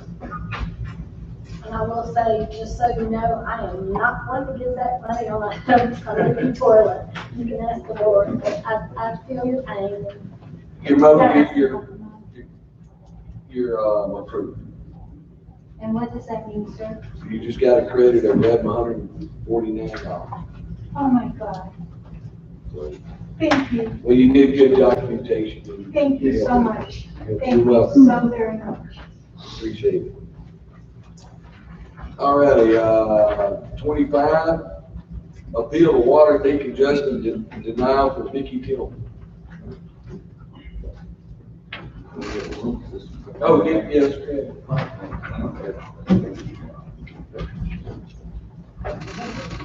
How are you, ma'am?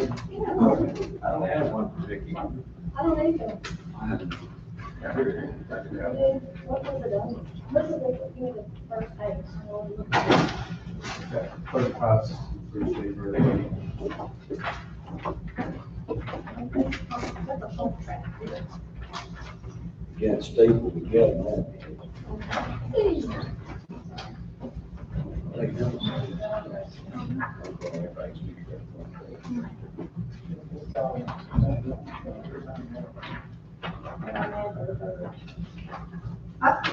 No, what was it? Tell me. Yes.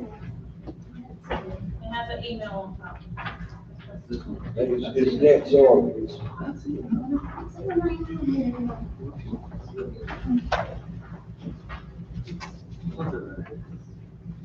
Okay, did you tell us what happened? Yes, sir, I moved into this property on June the 23rd, and the bill says from June 15th to July 15th. And when I received my first bill, it was over $300 and some dollars. But if you look at the past previous owner, he was billed also for the month of June, and his bill was only $45. But I was also billed for that month as well, from June 18th to July 15th, that's what I should be billed. And I had a plumber come out twice. I even called Mr. Michael 2 or 3 times out to the property. One of his guys says I had a leak, and I called him back, and he had another guy come out, and he had the guy at the house. I left work to meet him there, and he said, "No, ma'am, you don't have a leak." And I said, "Well, my meter keeps running and running, and I've been had a plumber come out twice in my house as well, and there wasn't a leak." Because after I got that first bill, and when they came out the second time to look at the meter, they said I'd used another 12,000 gallons of water within 7 days. I don't have a pool, I don't have a sprinkler system. We only water plant. So, and I asked them to test the meter, which came back, but I don't know if it's this micrometer. The issue with, a lot of people in Hernando are having these extreme water bills.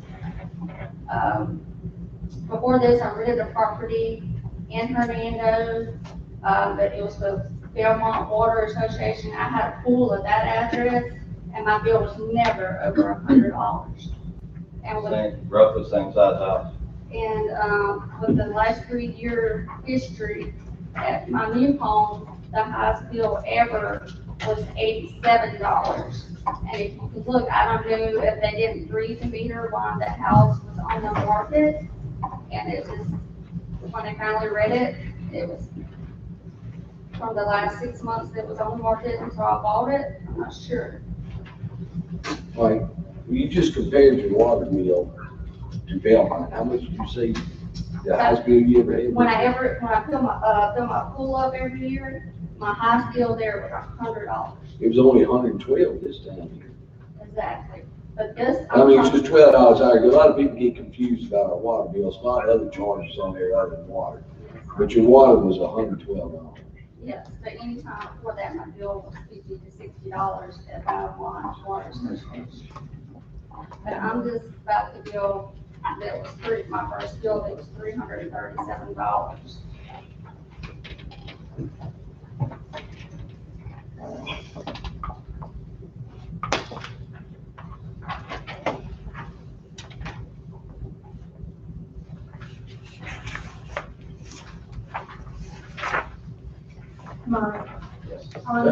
Y'all haven't seen anything like this week.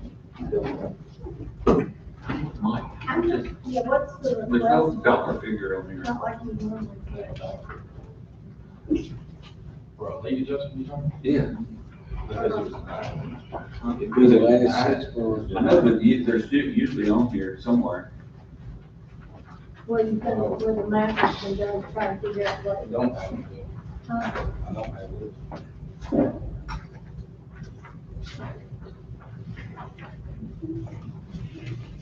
It's not that 336.22. No, because that would include the crew, and we're not gonna give that back. We can't. We paid it. Is it just the water portion, the 112? No, ma'am, it was the whole 337.22 is what I was being charged. I've been paying $100 a month until this hearing, and I still owe $277.22 because of the previous balance. Mike, can you, where it says previous reading and present reading, what dates was the previous reading on that sheet there?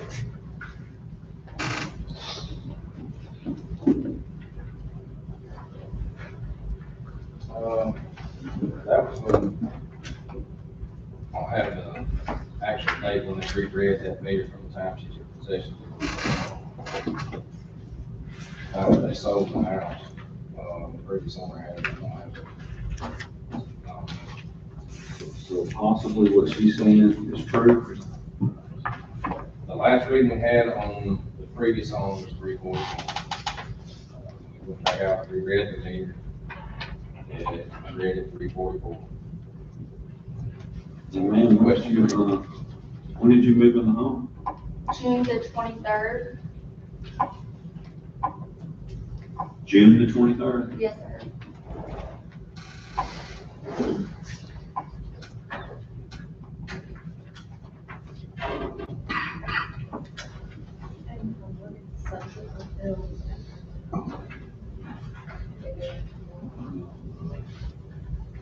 Did you move in the day you had the water meter in your place? Yes, sir. I actually got a call a few days later, the lady said, "Look at your deposit." She asked me, like, "Yeah, I have my credit card." She said, "Well, who paid that?" So my husband's wrong. She said, "Oh, okay, and they found that." Yeah, the water was turned on.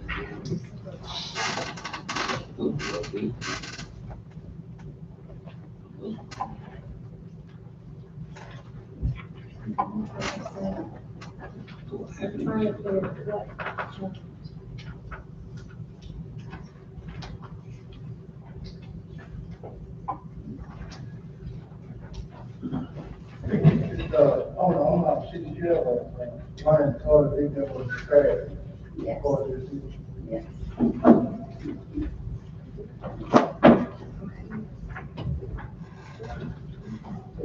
That was on the 14th. According to them. Nothing was leaking when we first moved in. That toilet, what happened with that toilet was, when my son flushed that toilet, that flapper cocked sideways on the inside of that toilet, and that's what had to be fixed. So it didn't affect anything over probably, 6-8 hours maybe. So this one is the bill set up in July. So July the 30th was being the gentleman. You know, July the 31st. We read it. 375. We read it was 375. That would probably be usually start reading around the first month. So that would have failed probably around the 7th or 8th. So the actual toilet then didn't affect that, Probably looks like it's fixed the same. 10,000.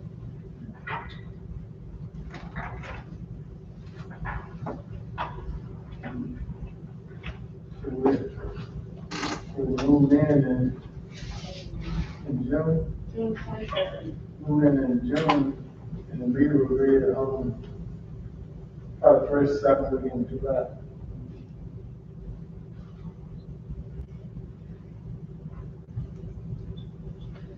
We did receive the bill the first month. They moved in June 23rd. We would read that meter on the first, so yes, you should have, that should be that first one.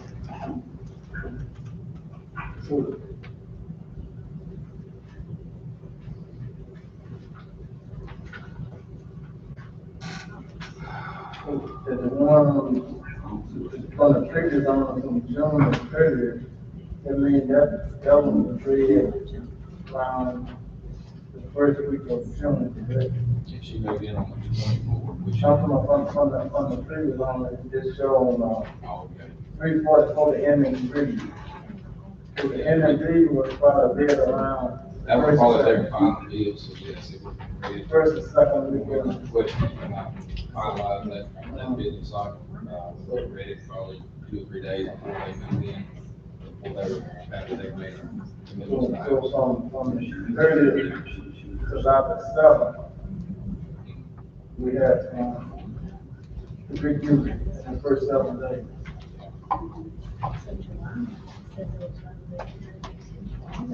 And since those meetings, since that time, all the things have been known, correct? Except for the second that they had, they 14,000 gallons. The one in August. All the testimonies, they came out twice. And that's after that leak was fixed, and, I had to come another time to check, make sure there's no leaks in the house, anywhere else in the house, and there was weather. Even his own guy said there wasn't any leaks, or what the meter was going on. Mike, do you have any, what the usage has been since this bill? So this was the last one we had in September. August, September, Yeah, September was 6. 6 units. We have any on August? August was 14,000.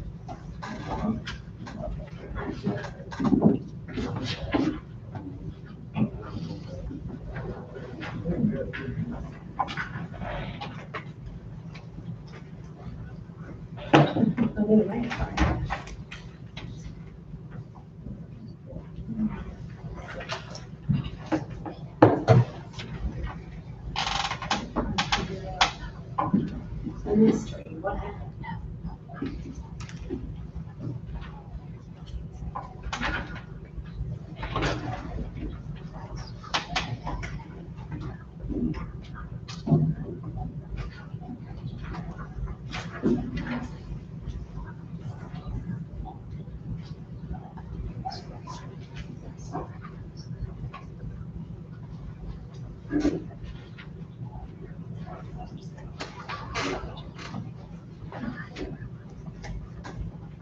If I'm hearing correctly, that when you moved into your new house, you already had a lot of water usage on your meter? Is that what I'm hearing? I was questioning if it was ever read, because I know COVID-19 hit, and the house stayed on the market for 6 months before we actually bought it. About that, Mike, how did that 6 months of water fade? The previous owner would have left the water on in the house until they sold the house. They were requested to come off on the meter. Do we know that happened?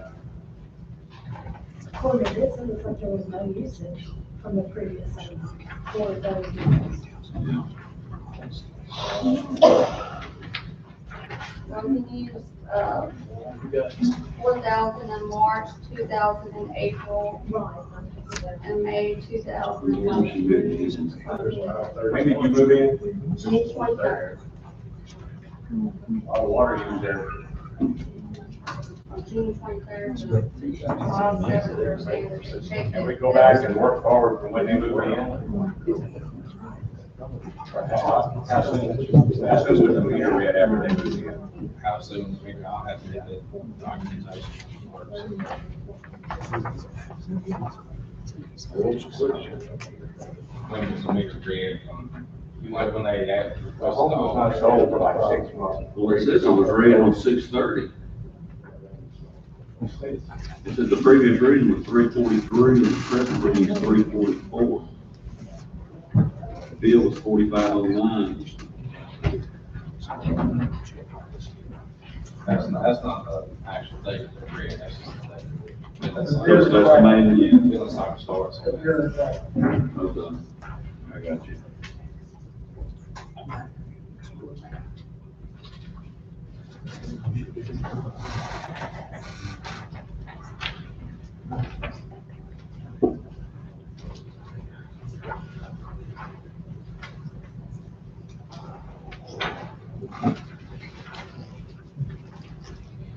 take you to figure out the, adjustment on that.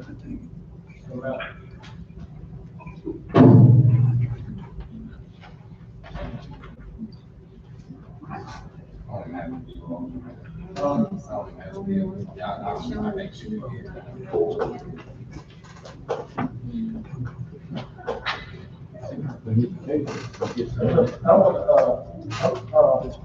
I make a motion that we table this and give our public works director an opportunity to, come back to the comments, adjustment is approved, what the adjustment will be, and how much money.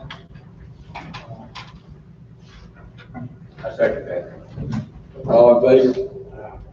Any opposed? Can I ask another question? I know that we're done with this, I just have a quick question. On the, home warranty management center, I guess this is the bill from the people, that were coming out to actually look to repair it. It's got on there, issue toilet is leaking. Yes, ma'am. Already said that it was fixed, even after it was fixed, it still ran another 14,000 gallons of water in 7 days. And then I had another plumber to come back out, he said, no man, there's no leaks. They even came out and done the meter check. One of his guys says I have a leak. Within 2 hours, another one of his guys came out and I met him there. And he had another lady with him as well. And he said, no ma'am, you don't have a leak. He said, I cannot explain why you're using this much, why it's running this meter up. He said, I have a family of 4 and I can't see you using 34,000 gallons of water within from June 23rd to July 15th. I just missed the part, I guess, that, yeah, where the leaky toilet is a culprit, or even considered as a culprit. That's all I have, thanks.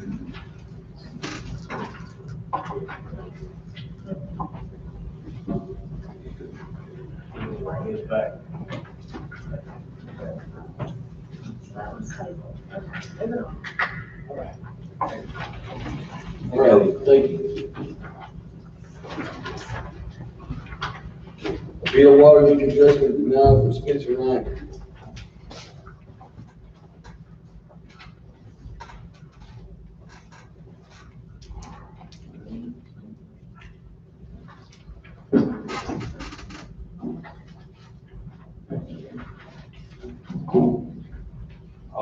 Like I said, my name's Spencer Mayer. I live at 3422 Scott Road. Me and my wife just moved to Hernando probably April 30th this year. We were able to build a brand new home over in Montclair subdivision and have absolutely loved living here. What I've come before you tonight to ask is that the first bill that we had received from the city of Hernando was $45 for the first month that we lived there. The second month, it jumped to $83. The third month, it jumped to $235. And then this time was another $230-something. My case is this: I travel 5 days out of the week. I work out of state. I cover the whole state of Arkansas, state of Tennessee. My wife's the only one home for the majority of the time. Basically, what I've been told is that my wife, within the 5 days of being there and being 2 days at home, that I've used almost 27,000 gallons worth of water within a month. As you can see, the last bill that I've had is almost the same. We do not own a pool. We do not have a sprinkler system. My wife does not take baths. We have no leak. My other case has been how the city has handled this outside Tom, basically telling me that I've had a leak, or that somebody in my neighborhood is stealing my water. That was basically the excuse that I was given. They couldn't give me why. I asked for an adjustment. Obviously, that wasn't given. I was asked for a water meter reading, basically to ask, see where this water's coming out. Maybe I can see where it's coming and track it down. Was told that my meter does not do that.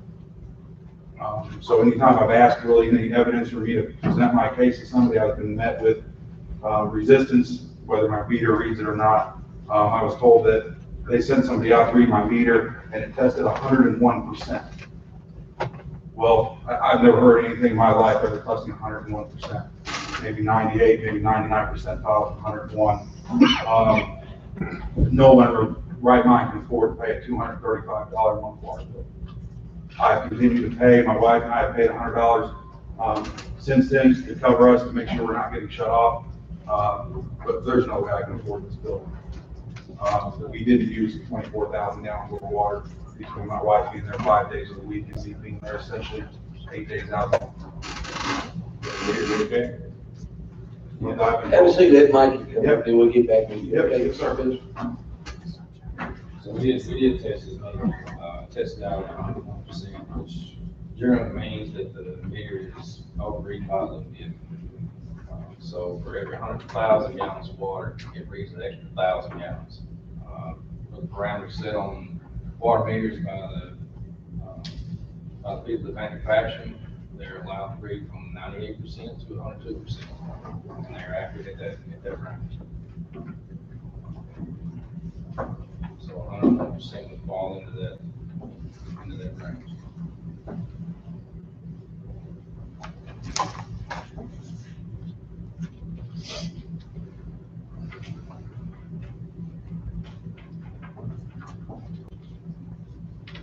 Have y'all been watering your yard or plants, that kind of thing? I mean, we water, Yeah, do. we water, but not as much as anybody else. I mean, I have a timer on our sprinkler sets for 20 minutes and then, that's it. It's not running all day. I thought you said you didn't have a sprinkler. I don't have a sprinkler system, ma'am. Yes, ma'am. I do have a sprinkler, a simple tripod sprinkler that I use. Thank you. Yes, ma'am.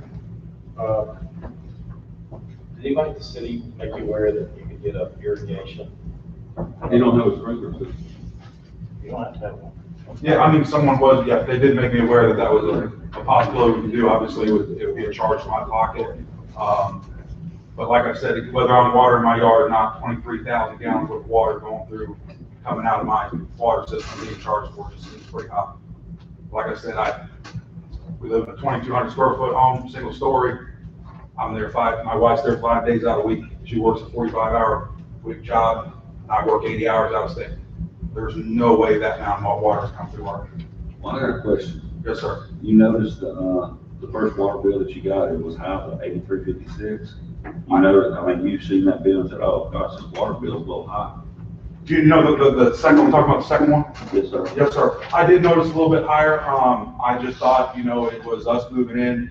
My parents were there for a week.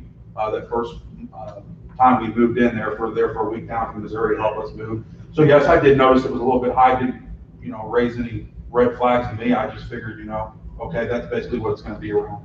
I know this has nothing to do with living here. Back in Columbia, Missouri, where I'm from, in a 5-person townhome, we never used over $150,000 worth of water between 5 of us. I know that's different being down here, and even then we didn't have a pool or anything like that.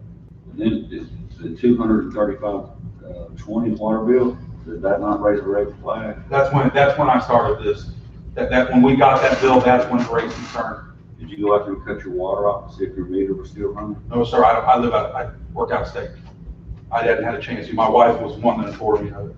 I mean, you don't come home like on the weekend? I mean, I come home on Saturday, yes, sir. You notice that bill at $235, I didn't like, gosh, I got a water leak or something's wrong with the meter. Do I have to shut it off and look at it to see if it was still running? No, because by then, I had already talked to them. I didn't even think about it. I don't know how to shut off the water meter, honest. I'll shoot you straight about it. But no, when I saw that bill, that's when I raised concerns. That's when I approached City Hall, which was then passed on to Mikey, which, was basically just told that if it tested right, I was gonna be 100% responsible for that bill. So no, when that bill did come to me, that's when I started raising the red flags and started talking to people. Mikey, I'm sure y'all shut it off to see if the meter was still running. No leak? No, not at the time we were out there. You can see a hose stretched across your yard for your neighbor's house, didn't you? Oh, no, sir. No, sir. Better not. Yeah, you ask my neighbor, he's right here. But I will say this, there has been, and I know they're not all here, there's been a handful of people in our neighborhood, Montclair, that all had a discussion about this.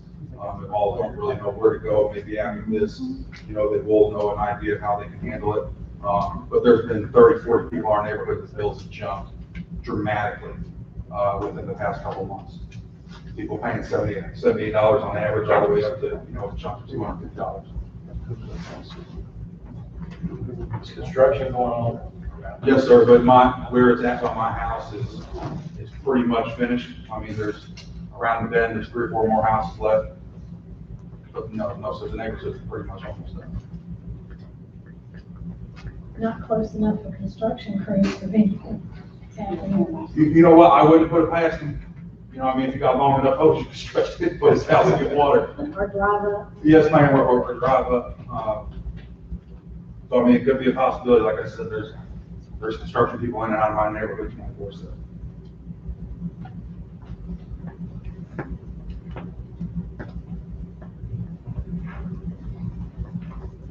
Question, Mike? Yes. How's the labor and intensive is to swap from these? Sir, How's the labor and intensive is to swap from these? I like to think, you have to know what you're doing when you get down there. I understand.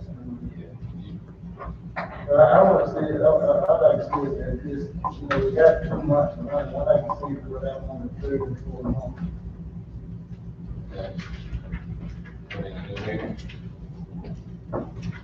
You know. I'm just asking. Yeah, I mean, that's fine. What that is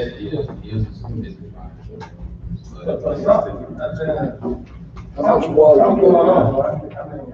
Yeah, I mean, I'm just saying something going on. And that's, that's one thing. A lot of people, when they move into these houses, they got this, they have to go on this, this one that's already in the ground, this one that you put out in the yard, those sprinkler systems don't anywhere from 800 to 1,000 gallons of water. Just asking questions. We just read this, you know, 14 and 15 now, right? So that means we don't read this deal, it's gonna end in October. So we just read it. So we have a read right now. We can send it right now for this reading. Even though we haven't got the deal yet. And so, I'm just trying to determine where it's at without, I'm not saying we're gonna approve or reject that tonight. So the two things, and I think we can do to narrow something. We can tell him what his reason is right now. He can stop all watching and see if they can drop for the next 30 days and see what that deal is.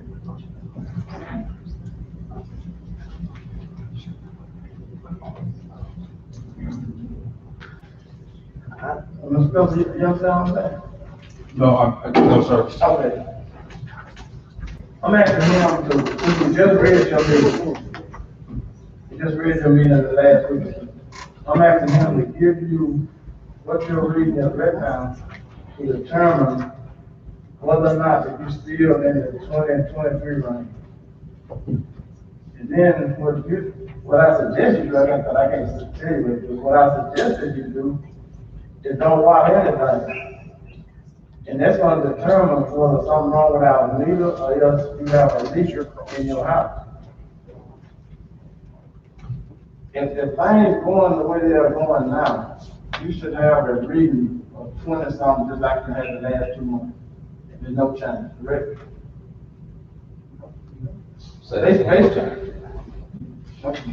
Based upon the history.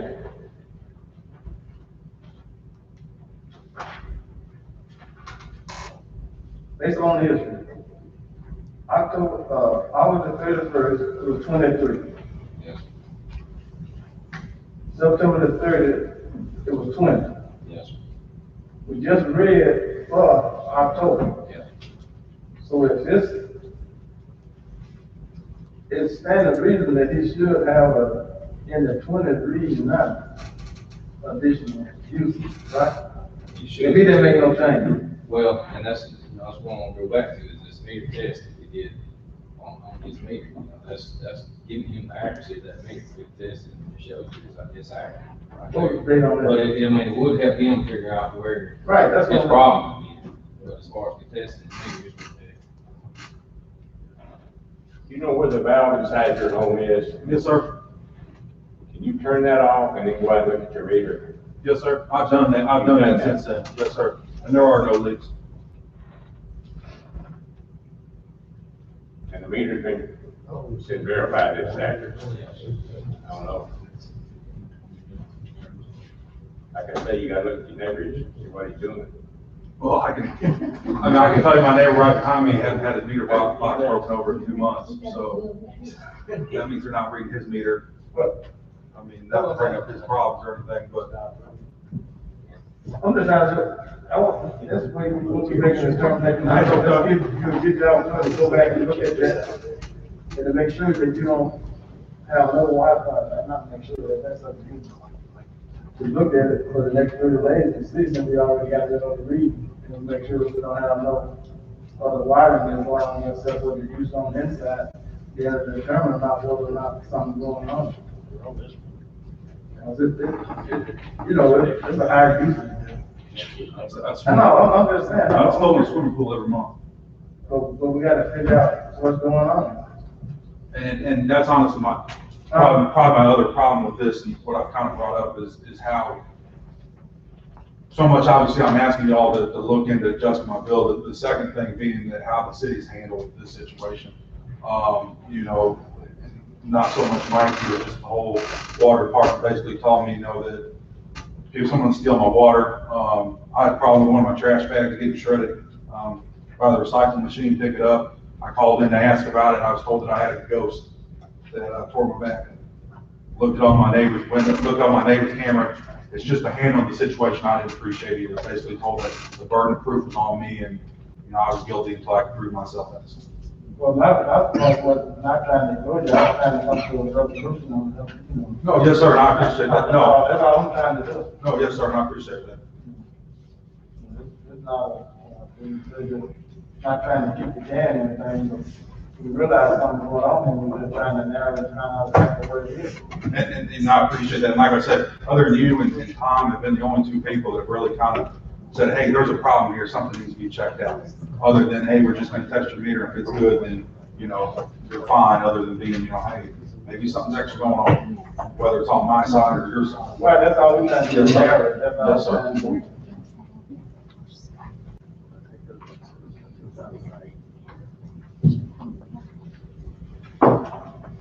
Any more questions? I make a motion to table this.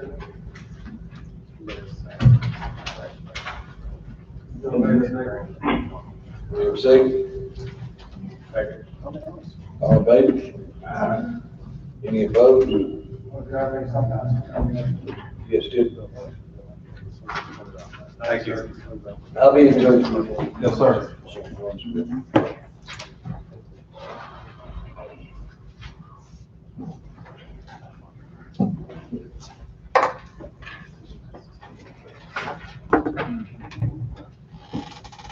Bring recorded. Almost. There we go. That's with the G on the board. Mine says C. I pretty much like Spencer. I moved here from Little Rock, Arkansas, a little town below Little Rock, and I watered all summer long, and I didn't have a $200 water bill. And I moved over here, and I'm just flabbergasted. Y'all have my bill in front of you, I didn't print off for you. Okay. Well, starting off, I moved in on May 15th. Contract paid off to the 31st, and then June, there was no bill, as you can see, like Spencer.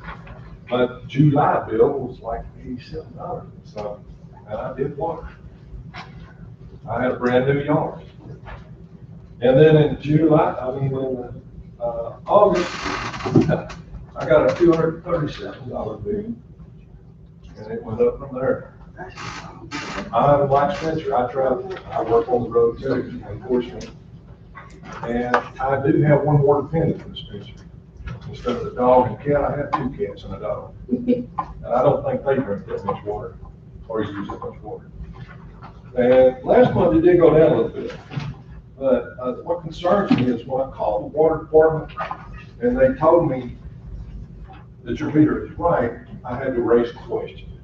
The question being, how do you read my meter? Is it satellite read, or is somebody actually walking around looking at the box? We had that conversation. So I went out the day I talked to you, and I have not weeded it around this box whatsoever, except the first month I was there. So I mow over it, but I didn't weed it around it. That's before they come look at it. When I talked to him, he said, I'll have somebody out there today to look at it. And there it is after he got looked at. I don't know, I'm looking at it, I'm sorry. My next door neighbor, Oh, I'm sorry, That's all right, I was. before, Grass was over. after. Sorry. Can't see. My next door neighbor, right next to the left of me, is like that.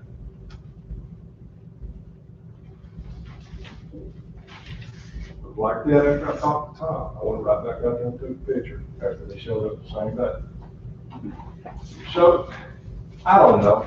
It's hard for me to believe everybody in Montclair division out here has a leak in their house. I know I tested my commodes, I put a whole food color test in it and all that, everything's good.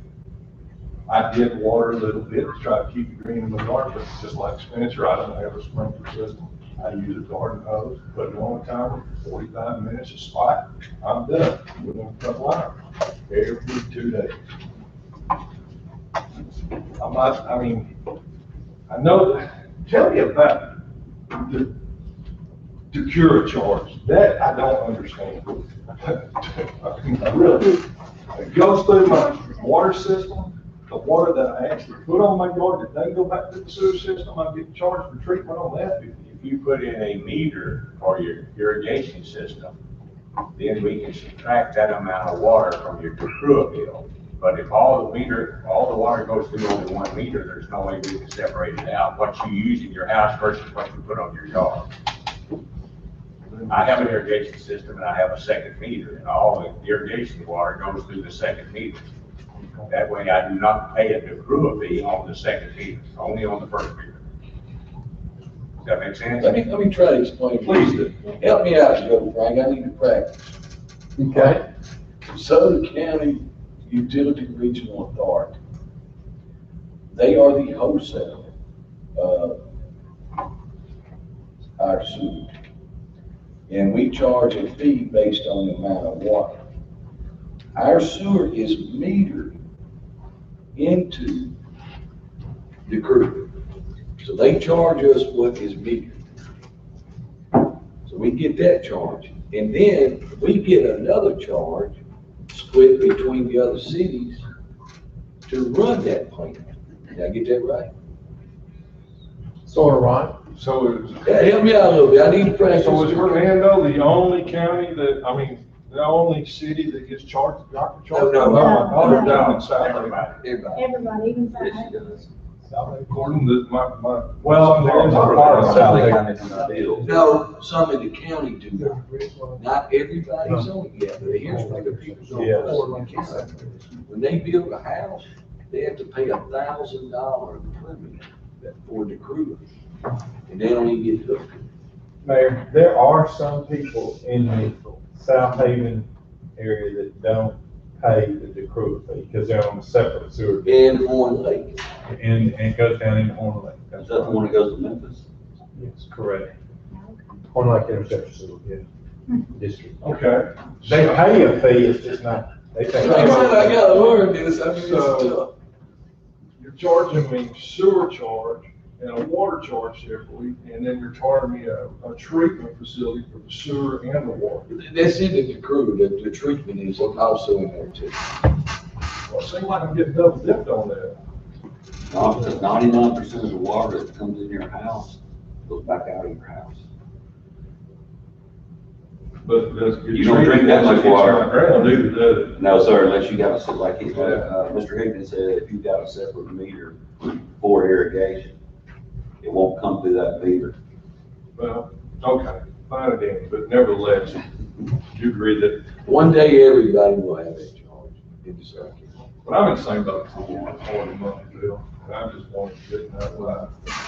You obviously seen, I'm questioning whether the meter really got read or not, or whatever. Can I get a proposal, you look at mine just like this, if I'm right next door to me, the guy next door to me is across the street, and these people out there. We do the same thing, we can do the same thing. It's always, not really the remote region. These are questions. So all of them have to be actually hand read. I mean, you know.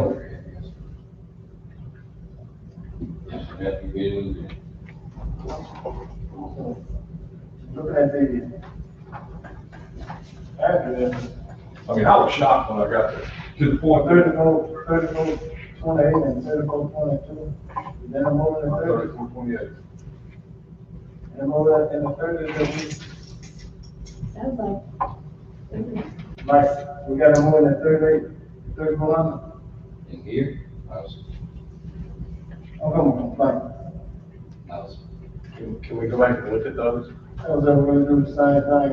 Yeah, because when my first bill was 237, I got on my clear Facebook petition, I said, is this normal? Everybody started posting on Facebook like that. This is ridiculous.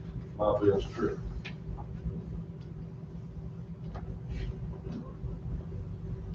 Well, we had one lady that we got resolved. Got what? We resolved her, someone was using that one.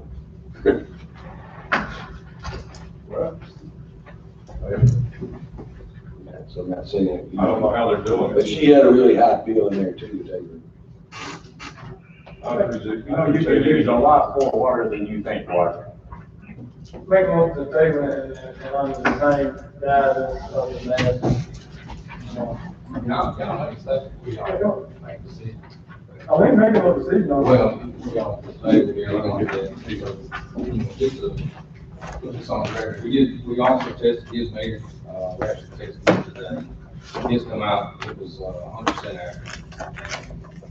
So nothing's wrong with his, just reading that. As far as them testing whether we are not reading his meters or not, we're reading all his meters. We have over 7,000 meters reading in 2 period of time.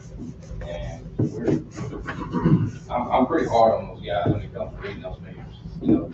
And if you look at these readings, they line up with what we're saying they are. I mean, they're lining up, they got some high bills as far as testing whether we're reading or not, we are. Now, whether the box has got grass on it or not, we may not be cleaning all the grass off of them. There's 7,000 meters in the cities. You know, every one of them, we're going to hire somebody else to do that. Not, right now, doing it, and that is do what the job was reading or not. I hope the job wants to get a good deal, I'm saying, that's not, I'm not making I'm just letting you know, Mike, that's not mine. Yes. I'm just trying to add down what the problem is, that's all. I mean, first reading was $87, and then it started doing that back, and there's not that much difference in what I do that. Okay. Same life everywhere. My wife does, dog, cat does. But, you know, just kind of address the good things that, Mr. Spencer and Gordon talked about as far as, you know, about the meter being, there are meters. They've been read every month by the folks. Yeah, and no doubt about that. We don't always read the meters, do we, Mikey? Always? Always, 100% of the time, we read meters. If we read them, they are. For 100% of the city. Every month. If we jump on and off the truck, read 7,000. That's right. We do not jump on and off the truck, read 7,000. Read about 4,000. Sometimes we estimate it, though, isn't that correct? Estimate them. Estimate the meter readings. No, sir. You got remote guns. You got remote. We got a laptop that reads the meters. Yeah, but not all of them are remote. No. I know for a fact, we do not read the meters 100% of the time. There's no way we can. We ain't had a meter reader, have we? Well, I mean, that's been me and some other people pitching in to get these meters. Yeah, but sometimes we estimate them and it comes out in the wash and a month later when you do read. You're not so right on here, we don't normally like average deals or something like that. The only time that we would do something like that is if we had a failed digital register on one of these commercial buildings where we cannot just walk down the place, push it out water mains, make a history on them and see what their average is in. And before we get the meter changed out, we may average their bill to accommodate this. I thought Bobby told me at one time that we do estimated times when we're back, when we're behind. No, we don't do it under my watch, no. Okay. I'll make a motion. Go ahead. Sir. You already did. Second. Second. All in favor? Aye. Any opposed? Motion granted. Thank you. Motion to adjourn. Motion to adjourn. All in favor? Any opposed? Motion granted.